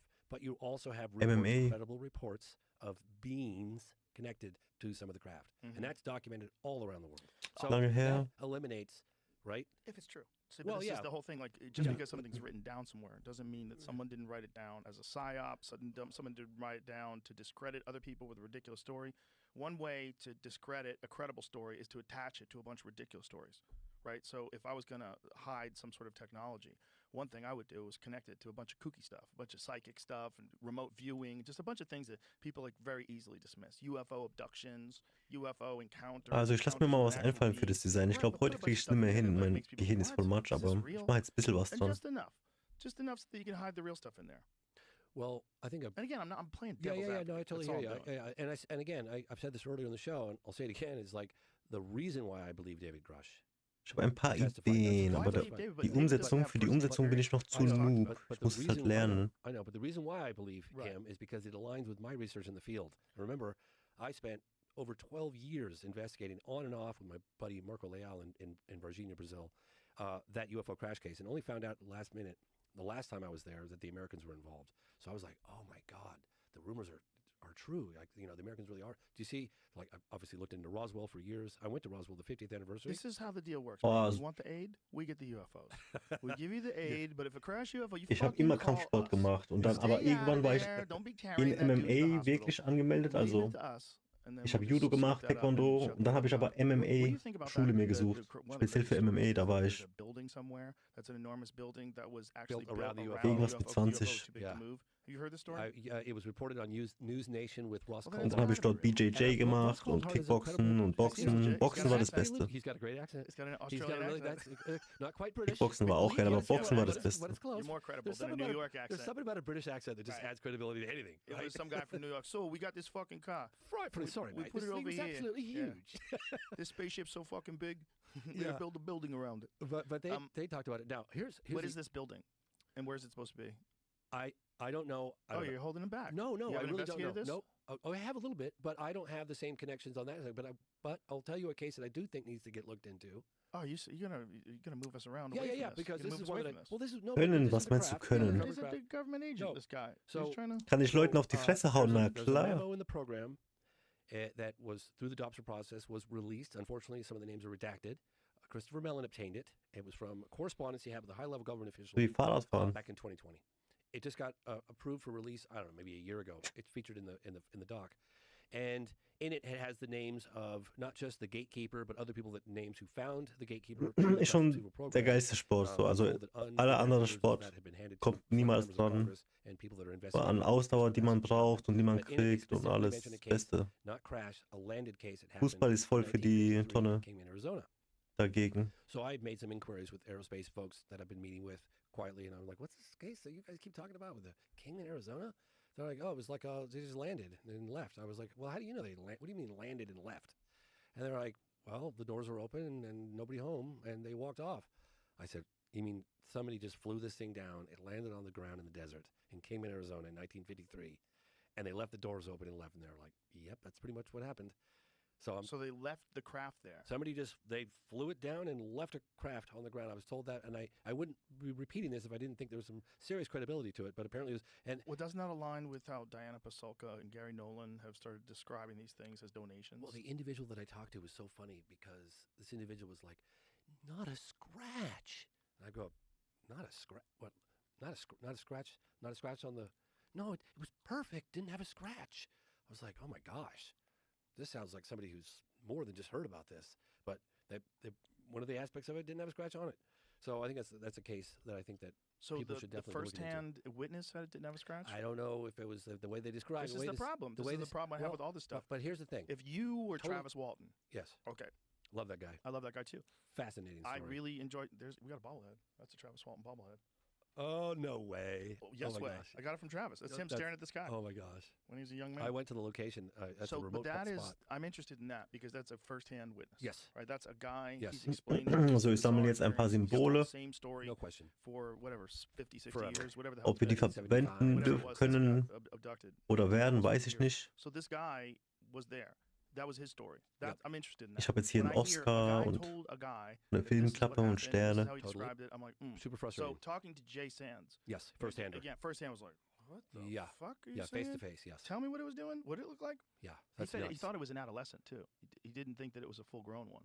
thought it was young. Well, he's got an illustration of it in the documentary, and I tell you, it's one of the crazy. I remember after Can you imagine? I know. I was like, if this is true, I was like, this is crazy. Can you imagine face, being that person? Now, this is something that we didn't reveal in the documentary. It was really funny. He thought Das ist eine richtige Challenge für mich jetzt. Das finde ich cool. Frostbite or what's that when you get really cold? Hypothermia. Yeah. Skin had a blue tint to it. Oder kann man sogar. Hier, da können wir Marilyn Monroe reinmachen, oder? Gefällt dir das? He was thinking this person's really, really cold. He's been out in the desert, probably had a plane crash or whatever. Right. And so he's putting his jacket, and the person was kind of resistant, but Jason said, I insisted. I took one layer of my jacket and I put it around this individual, and that individual left with the jacket. Irgendwas werden wir wohl hinkriegen. I jokingly say, where do you think your jacket is now? Guck dir mal an, was ich jetzt schon gefunden habe. God only knows. Or right here.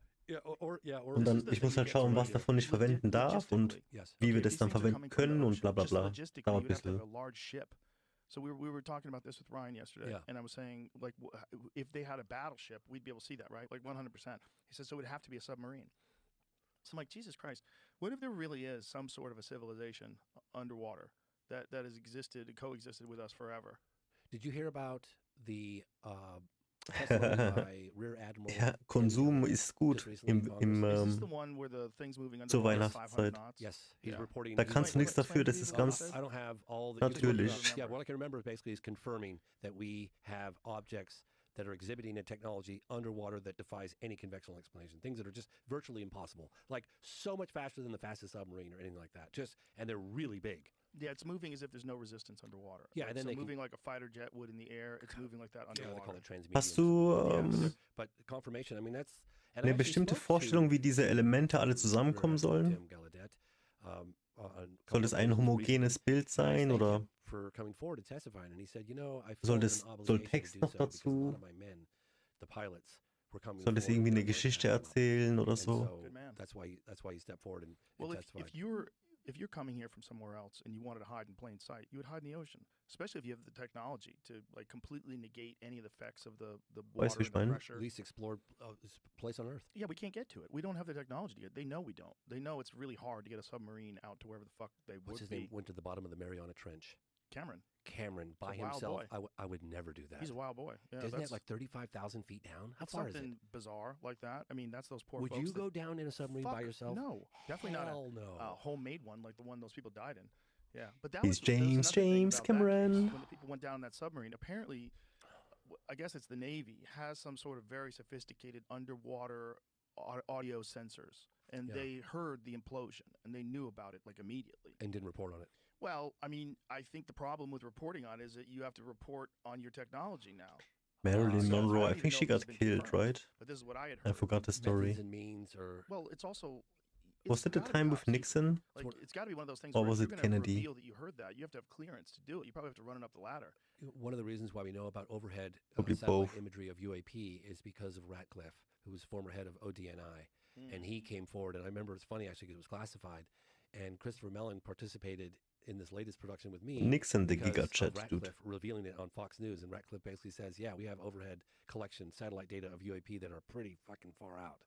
And that, that happened. So they're talking about this. But getting back to your point, because I know you said you were frustrated. You're like, oh yeah, it's just another anecdotal piece of evidence, a piece of testimony, third party, not firsthand. I'm not saying I'm frustrated. No. What I'm saying is I totally agree with you. I'm frustrated. As somebody who's been chasing the story for 30 years, I too want access to the better, more compelling data. Yeah. That's why I chased after that photograph I just shared with you earlier on for as long as I did, because I hear about something and I go after it. But I want to remind your audience, you can't go after something without knowing that it exists. So you get the leads.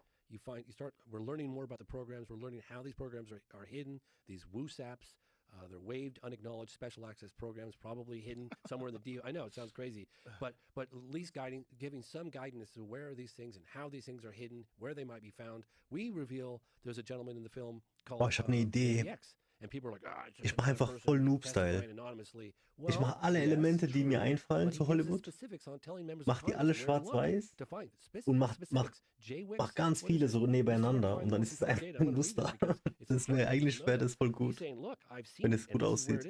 Also gut gemacht ist. The official UAP data is kept either in SIPR, Secret Internet Protocol Router Network, or JWICS, Joint Worldwide Intelligence Communication System, that's used by the DoD and only available in a SCIF. And a SCIF is a sensitive compartmented information facility. So, is it frustrating to hear that? So dezent. Oh, it's just another person. But he's saying, I've seen it. It's phenomenal. He gives descriptions of some of the stuff he saw. Ja, and ja, he's ja. telling Ich members of glaube, so Congress, if machen you wir have das. clearances, Das this is kommt where it's bestimmt being gut. Und used. dann auf dem So those are Pulli. very good 100 specifics. And Pro. again, I remind you guys, like, okay, so just be patient. Das This könnte is ich mir not gut a 100-yard vorstellen. dash. We're running a marathon right now. An We need to be ultra-marathon. patient. We are. We're I want to get back about to what I was talking about earlier. sunsets.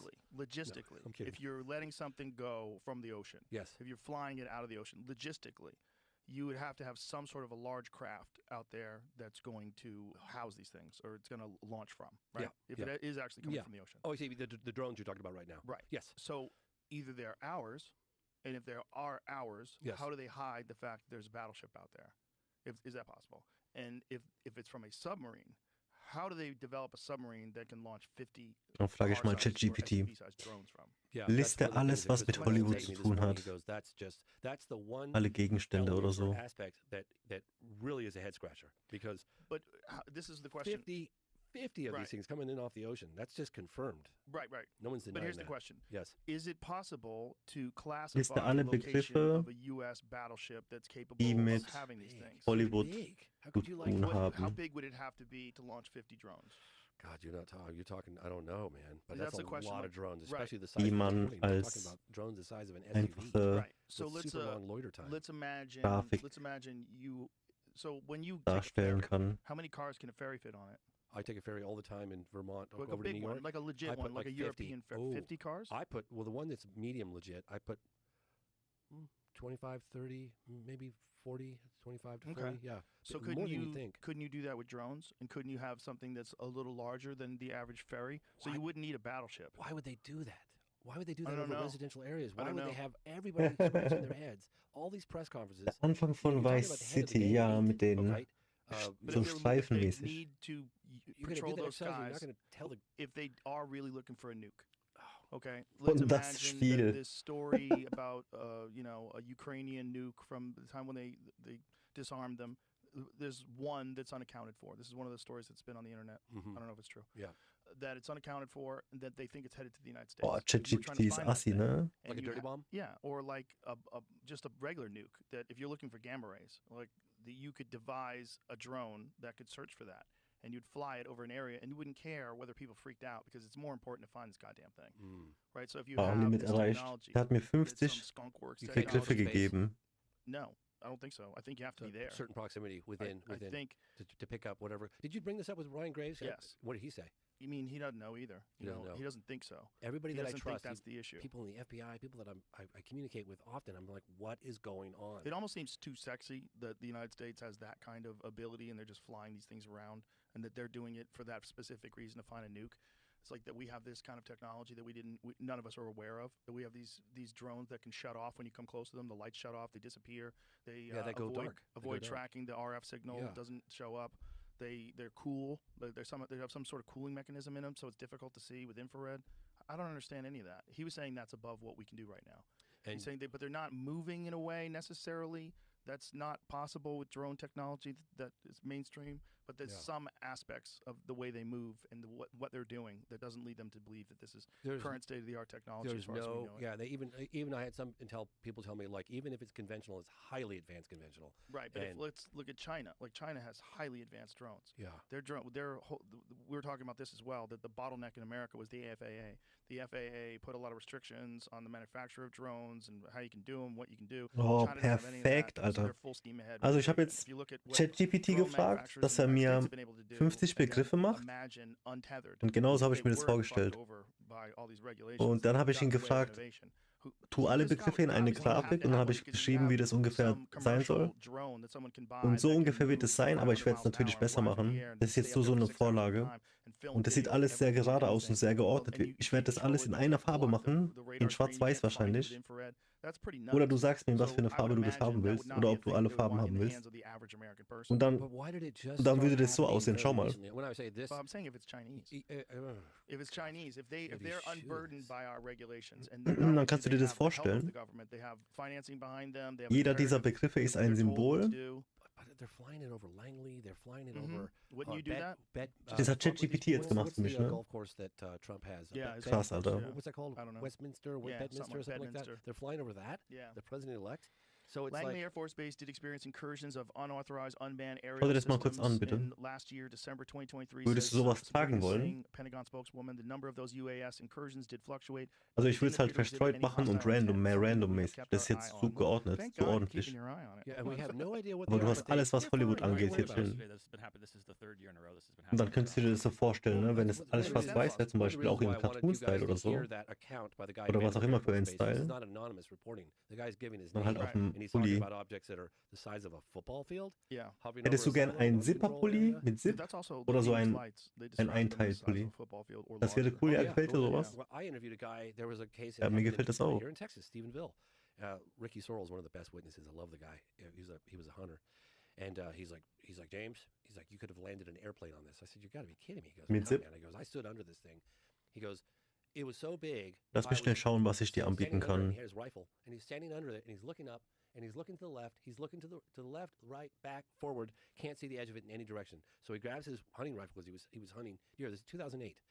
Grabs his hunting Please don't rifle. tell me shot. An No, Artikel. well, so he holds his his rifle up, and he's looking through the scope, and he goes, James, I'm a metal worker. I work with metal. I know what metal looks like.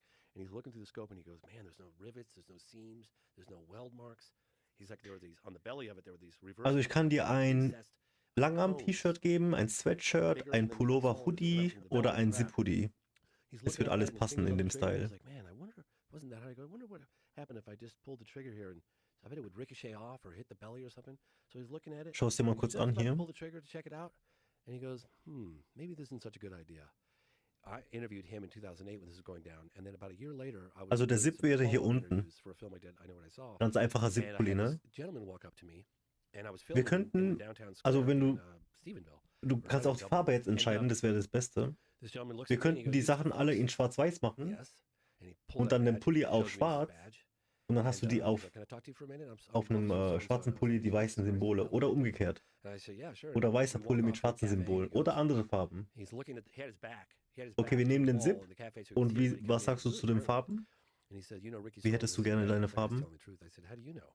He goes, "Because the whole police department saw it." I can't remember if it was Sag die Dublin Farbe Police vom Department, Pulli Stephenville und Police dann Department, was für Symbole drauf Police Department. sollen. He goes, "Yeah, man, he said we were sitting over the patrol cars, and this object was like a floating department store. I mean, it was absolutely colossal like a city." Und ob du noch Check out einen my radar bestimmten gun, Text pointed drauf at it, haben willst it oder was doing so. 22 miles an hour. And then he said it drifted off, and one of the officers, I don't remember the name of the gentleman, Pulli schwarz. his dash cam. Ich kann den schwarzen lifted Pulli up and machen filmed und it. die Symbole alle Apparently, one of the golden. biggest mistakes this Oder individual alle made, this police weiß. officer made, was that he didn't make a copy of it Oder because the local Air Force unterschiedlich. Base requested that film footage and Muss got halt it. gut auf schwarz So I've been aussehen dann, talking to ne? people Musst go du after that wissen. stuff exists. But my point is, this object was so big, people claim that Ich glaube, witnesses, the schwarz und first gold evidence geht is that you gut. had landed an airplane on it.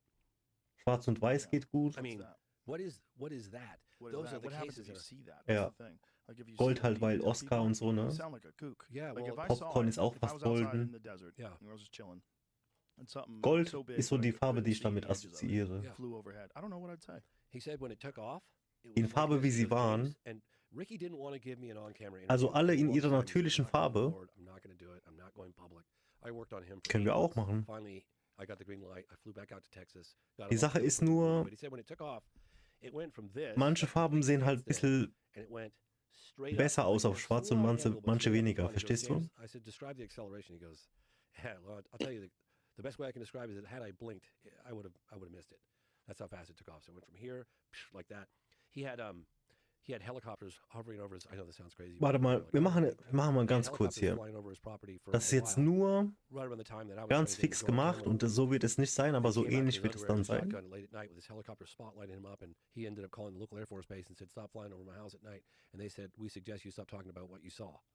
And so he was kind of spooked. And about 8 months Das ist later, egal. he finally decided that he was going Also schau mal, was man machen könnte. you know, everything to lose, nothing to gain. You get this countless reports of these cases, you know, and around the könnte- world, right? It's not just the United States. I've demonstrated that time and time again. But there's more of them in the United States than anywhere else, right? Well, I mean, one of my favorite cases, Rua, Zimbabwe. That's an amazing case. Right. But there's more sightings in the United States There than anywhere else, right? seems to be an attraction, almost like a moth to a flame with nukes.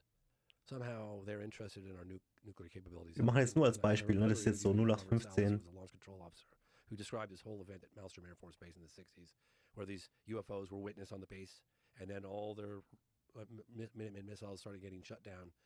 And I remember saying to him, like, "Well, what what's your take on that? Like, what kind of, and he goes, and I realized why this individual was a launch control officer, because he was so measured and so calm and so cool. And he goes, well, James, the message I got was kind of clear. It's almost like taking matches out of the hands of a baby about the nukes. Yeah.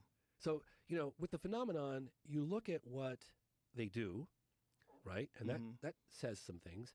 Jawohl, also so habe ich mir das vorgestellt, dass es dann so aussieht. Guck mal, wir sind sogar schon fertig. Aber wir machen es halt doch ein bisschen besser, so ein bisschen detaillierter, aber dann hättest du, das wäre dein Pulli. Was sagst du? Das sieht voll gut aus, finde ich.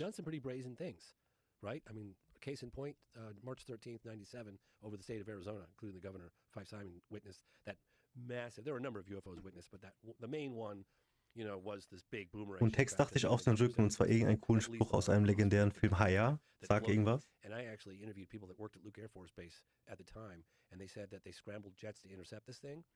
And I interviewed a number of people that saw that craft. I mean, that stood on that light down in their lawns and watched it float over the top of them.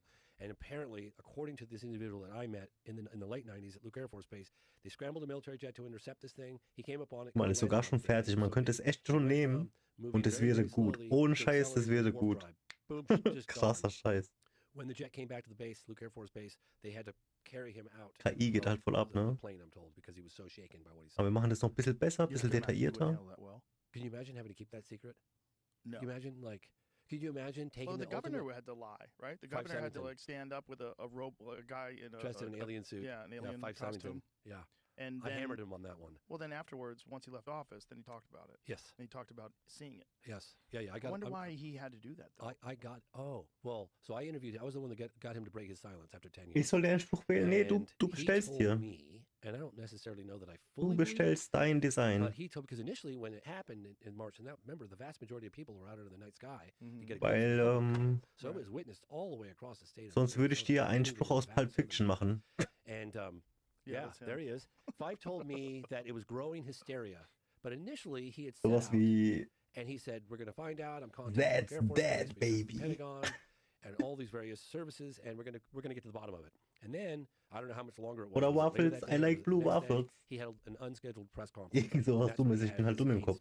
Deswegen musst du mir sagen. And made a mockery of it all, and I can assure you, pissed the hell off his constituents and the witnesses all across the state of Arizona. They were furious, and I confronted him on that 10 years after the fact, because I was pissed off. I was investigating that case when it happened in the 90s, and I interviewed a lot of really good witnesses. And he said the reason why he did it was because of growing hysteria, that he wanted to calm down the hysteria. But did he get a phone call? Ich glaube, ich mache Spaghetti Bolognese um diese Uhrzeit, Alter. Lean in that direction, but he's never, even when we're having cocktails together, he's never. Soll ich machen? But it was awfully suspicious the way it all went down. Weil ich habe heute nur 2 Mahlzeiten gehabt. Nee, eine richtige und ein kleines Frühstück. Und wir sind ja in Massephase gerade. Ist ja Winterbulk. Aber es ist voll schwer für mich zu essen. Da fällt dir kein Spruch ein? But if the governor had come forward and said, "Yeah, we need to figure out what that thing is. I'm a former captain in the Air Force. I'm a pilot, and I saw it. I don't know what the hell that thing was." Is there any footage of the actual thing, the triangle boomerang? There's some footage floating around, and I featured some, and I know what I saw. You got an object in the night sky with lights that, and at the time in 2009, I did some kind of enhancement. I'm sure the software is a lot better nowadays.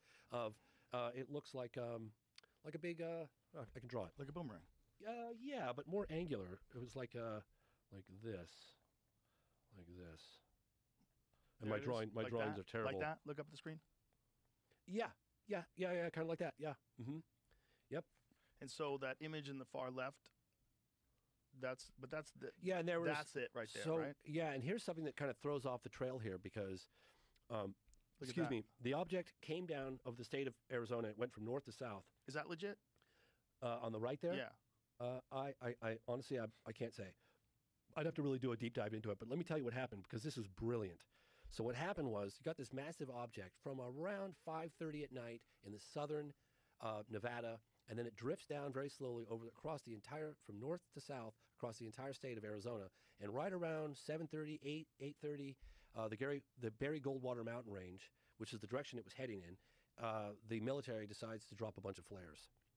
And so people were like, "Oh, there it is. There's some," and a bunch of people filmed the flares. So in my opinion, it was a diversionary tactic that was brilliantly done, because why the military suddenly decided to drop flares in the shape of somewhat of the shape. So I think that some of the footage that you've seen out there is military flares, but there was an effort. I don't know if you want to get into it right now, but there was an effort. Hasta la vista, baby. MIB, which the MIB, these 100% Trademark. Ich guck. Ich bin auf dem Patent- und Markenrecht Deutschland. Learning about during my investigations in the 90s, and then you're looking at me like I'm crazy. Hasta la vista. So the first time I really heard a really credible report of MIB, and I decided not to report on it, was when I was in touch with a woman who was councilwoman, Frances Barwood, who was one of the few officials in Phoenix area that was saying, "Hey, let's investigate what these people have seen." She's not saying aliens have landed. All she's saying is, "Hey, these people have a right to know what's going on. Let's launch an investigation." Oh ne, hier steht Anmeldung zurückgenommen und Akte vernichtet. Was heißt das denn? But as a result of her inquiry, public inquiry, and putting Vielleicht können wir es machen. Individuals reached out to her, and I know this because Vielleicht geht's. I heard the whole story. And he was a Vietnam vet, and he was on the roof of his house with a tripod and a camera, and he was trying to get a glimpse. He was trying to film the Hellbob comment, and he had walkie-talkies, and he was monitoring the truck drivers driving on Interstate 10. Interessant. In Phoenix. And so he's monitoring this, and he hears these truckers talking about a massive UFO, and he's like, "Shit, that's heading right towards my house." So he's like, "I'll film it." So he had a camera all ready to go, and the object went right over his house, according to him, and he filmed the whole thing. And he goes, "Yeah, I filmed the whole thing. It's pretty spectacular. And I know that you're launching an investigation, Francis." Die haben die Marke eingetragen 1997. Dann wurde sie akzeptiert 1997 und dann wurde die Marke gelöscht 2008. Aber das ist in Deutschland. Vielleicht wurde sie gelöscht in Deutschland, weil international. Warte, wie finde ich das jetzt denn raus? Vielleicht wurden die gebumst, weißt du? Und mussten es rausnehmen oder sowas. He calls her up and he says, and Frances will tell you this, she'll validate what I'm telling you. He says, "Hey, what do you think of the footage?" She goes, "Well, what do you mean when I think of the footage? I never." Weißt du was, ich versuch's, okay? Hasta la vista. Hört sich geil an. Das ist Terminator, ne? The Terminator. At the time, in the late 90s, I'd heard a couple of stories prior to that. I thought, this is too out there. This is Jo, alles klar, Mann. No one's gonna Dann hau believe this. rein. I have no proof of this other than her testimony. Screw it. And I didn't report on it. But hearing those cases over and over and over, it's like, there we go, once again, the so-called evidence that could prove or disprove one way or the other. Danke für die Idee, Mann. Das ist richtig geiles Design, finde ich. Selbst wenn du es nicht kaufst. Ich bin froh, dass ich es gemacht habe. Aber wird dir gefallen, denke ich. I covered that case extensively. So if anyone's interested in the Phoenix Lights case, but I can tell you. How many people saw it? Oh, thousands. Yeah. Thousands. I talked to another woman, Stacy Rhodes, and her daughter, Emily, and they said they were driving on Interstate 10, and she goes, "Look, James, I'm going to tell you how big this thing was." I said, "How big?" And she goes, "First of all, there were people stopped on the freeway, just like stopped as this thing. It was like Close Encounters, it was floating over the." She goes, "I could have held up a newspaper like this." Was meinst du im Januar? Das ist der Pulli? Du kannst ihn morgen kaufen. Der kommt in 2 Tagen. Also ich lade ihn morgen hoch und dann, solange es dauert, halt mit der Prüfung. Die höchste Prüfung hat jetzt bei mir 2 Stunden gedauert und die späteste 2 Tage. Und dann kannst du bestellen bei Amazon, ne? Und Amazon ist halt Amazon-Lieferung, ist mega schnell und alles. Du kaufst dann bei Amazon, nicht bei mir. Weil ich verkaufe nur das Design an Amazon. Weil ich mit dem Link und alles cool. Well, true, yeah, but I mean, again, I'm just playing devil's advocate. No, I hear you. I hear what you're saying, and he hasn't been in the limelight a while. It's a good thing to talk about now. There's no smoke without fire. There is so much evidence in terms of eyewitness testimony and radar, some photographic, not as much as we'd like, that something truly inexplicable is taking place in our airspace, right? For sure. Something that, after careful examination, something that, not because of a lack of data in some instances, but that after careful analysis and research, investigation, that comes out the other end and says, "I can't explain this. This is going to have to be one of those unknowns," or, falls into that 15% category of cannot provide a terrestrial or conventional explanation for. And those are the cases that I so desperately have been going after for a long time. So is all this disclosure and all those discussions on television now and all these meetings and hearings, does it you think we're on an accelerated path? Do you think this is all good, right? I'm convinced of it, yes. But do you think that there's a real possibility, like within the next few years, that they just completely drop all the bullshit and come clean about this stuff? Or would it take some sort of extraordinary event where they had to admit it? Something much bigger than this drone thing? Well, in some respects, there has been. I remember I interviewed this guy, Nick Pope, at the MOD years ago, and I was like, this was a time when we were pushing for transparency. France was releasing previously classified documents on UFOs, les ovnis, as they'd say. And the MOD followed suit. They were releasing previously. Du armer Sack, hast du keine 20 Euro? And at the time, it was rather exciting. I just did a big event at the National Press Club with Leslie King. Ja, kein Problem, ich lade es dir hoch, aber dann kannst du kaufen, wann du willst. But it kind of petered out a little bit. And I remember asking this guy that used to work the UFO desk at the MOD, Nick Pope, and I said, Nick, do you anticipate any type of disclosure? This is like 2009 or something, 2008, 2009. And he goes, James, no. He goes, it's going to be disclosure with a small d, not a big D. It's going to trickle out slowly. You condition people, get people prepared, test the waters. You know, one of the things that we explore in the program, and I'd never done that, is the politics of disclosure. It's a far more complex. Let's just suspend judgment for a moment and assume that it's real, okay? That there really is an NHI, or non-human intelligence, aspect to the phenomenon, right? Let's just suggest that's real. Now, how do you disclose that to the general public? What about the impacts on organized religion? What about the impacts on financial institutions? What about the fact that we'd have to confess that we don't have full control over this? I mean, those are real considerations. And it's not just the United States, right? This involves the planet. This involves all of humanity. I wanted to ask you about this. Do you see what I'm saying? Like, yeah. Oh, I do. I totally understand. Oh, warte, ich kann dir direkt den Preis sagen eigentlich. Dann kannst du schon how does China handle these things? einberechnen. There was a case in China that happened in 1994, right around the time of Rua, Zimbabwe, also in 1994, called Mengjiaogua. Also für ein Hoodie. And it was a landing, alleged contact, close to kind of the third kind. It's funny because it happened right at the same time of Africa. Wirst du zahlen 25,99 with an active general in uniform, talked openly about the UFO phenomenon. Mit dem Zipper. Der ist geile Qualität. Russia in the late 90s, and that was right before Und Putin. ja. It was right around the time when Putin was coming in, and that was a period of openness. And I went to Star City, Russia. I interviewed a cosmonaut, Pavel Popovich, a number of generals, and they were very open about it. In fact, they said to me at the time, if you're here to discuss whether or not the UFO phenomenon is real, the door's right over there. We're here to create wie an gesagt, international coalition wenn du willst, ne? of information and to talk about the implications of the phenomenon, which I thought was amazing. This is like 25 years ago, right? So now I don't know if things have changed since Putin's been in office, but that was back in the late 90s. I mean, there've been congressional hearings in Brazil. Ist deine Möglichkeit, I mean, shit, they had quasi in 1978 at the United Nations that Lee Spiegel put on. You know, so there's been an effort ein Custom Design zu erhalten. Different this time. To me, it feels like Mir wird geholfen, there's too much momentum behind it at this point, and there's so much dass ich Sale kriege. that's come out, and it's too important. Look, Und ich glaube, das ist gut. Vom Preis her richtig gut. 25 Euro für einen Pullover ist locker Standard. Und die sind halt gute Qualität, ne? Das ist halt von Amazon. Ich glaube, jeder gewinnt bei der Sache. Why not? Everybody agrees, right? Yeah, I think everybody agrees. I think the general public, no one's going to disagree with you about that. Yeah, and the new administration's coming in. There's, there's Ratcliffe and Rubio. I'm telling you, Rubio knows a lot. I know that. How do you know he knows? Because I've talked to people that have debriefed him and been in the room with him during first. You haven't talked to him? No, I have not. No, I have not. But I talked to people that were in the room when he was being briefed. Ich glaube, ich koche jetzt noch Spaghetti Bolognese. There were, I'm going to say, right around 12 firsthand. Dann habe ich Kraft morgen. Morgen ist behind closed doors meetings. Training. Firsthand. Ich bin schon müde, aber ich muss essen. Concerned about their secrecy, concerned about their safety. Wir sind Massephase. Of them coming forward and going public, that they don't quite have. This comes from very good source of information, that the witness protection program and the legislation that they've created around that is not quite there yet. It's getting closer. They need to continue to work on that. You don't mean like witness protection program, like put them in whistleblowers. Hiding. They have whistleblower protection. I'm so sorry. I meant to say that. Yeah. Excuse me. Yeah. Whistleblower protection is not quite right.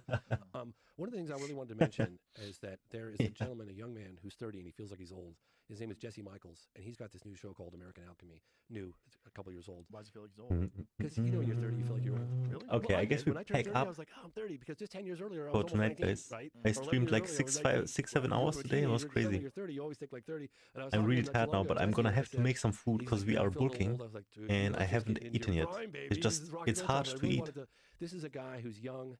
Julian Dory is also doing some amazing. Because I'm depressed and I'm not used to eat a lot. Into the implications and into. But tomorrow we're gonna having a Jesse, workout day. Keep rocking and rolling. I want to tip my hat to you. I don't know if you've seen this guy or not. And he's doing deep dives into what's happening. Maybe right I now. have. He's it was a documented very these podcasts, calm day and he's doing today. a fantastic People are job, like and with I their just gotta families and tip my stuff, hat to right? the guy because he's 10 times smarter than I'll ever be, and he's young and he's a force to be reckoned with. So I didn't And have he's to really do doing- much he's answering customer all the questions service. that you and I are exploring all these issues that you and Let's I see are how going tomorrow is gonna be, and Well, then I'm glad there's we'll people out there see. pushing it, and I'm glad there's guys like Grush that are sticking their neck out. And But yeah, guys like thanks for you hanging out, making guys. documentaries I'll about see you it. tomorrow. The Gute Nacht, subject Bro is GG. much Thank more you. open to discussion, Bye. like I was saying, amongst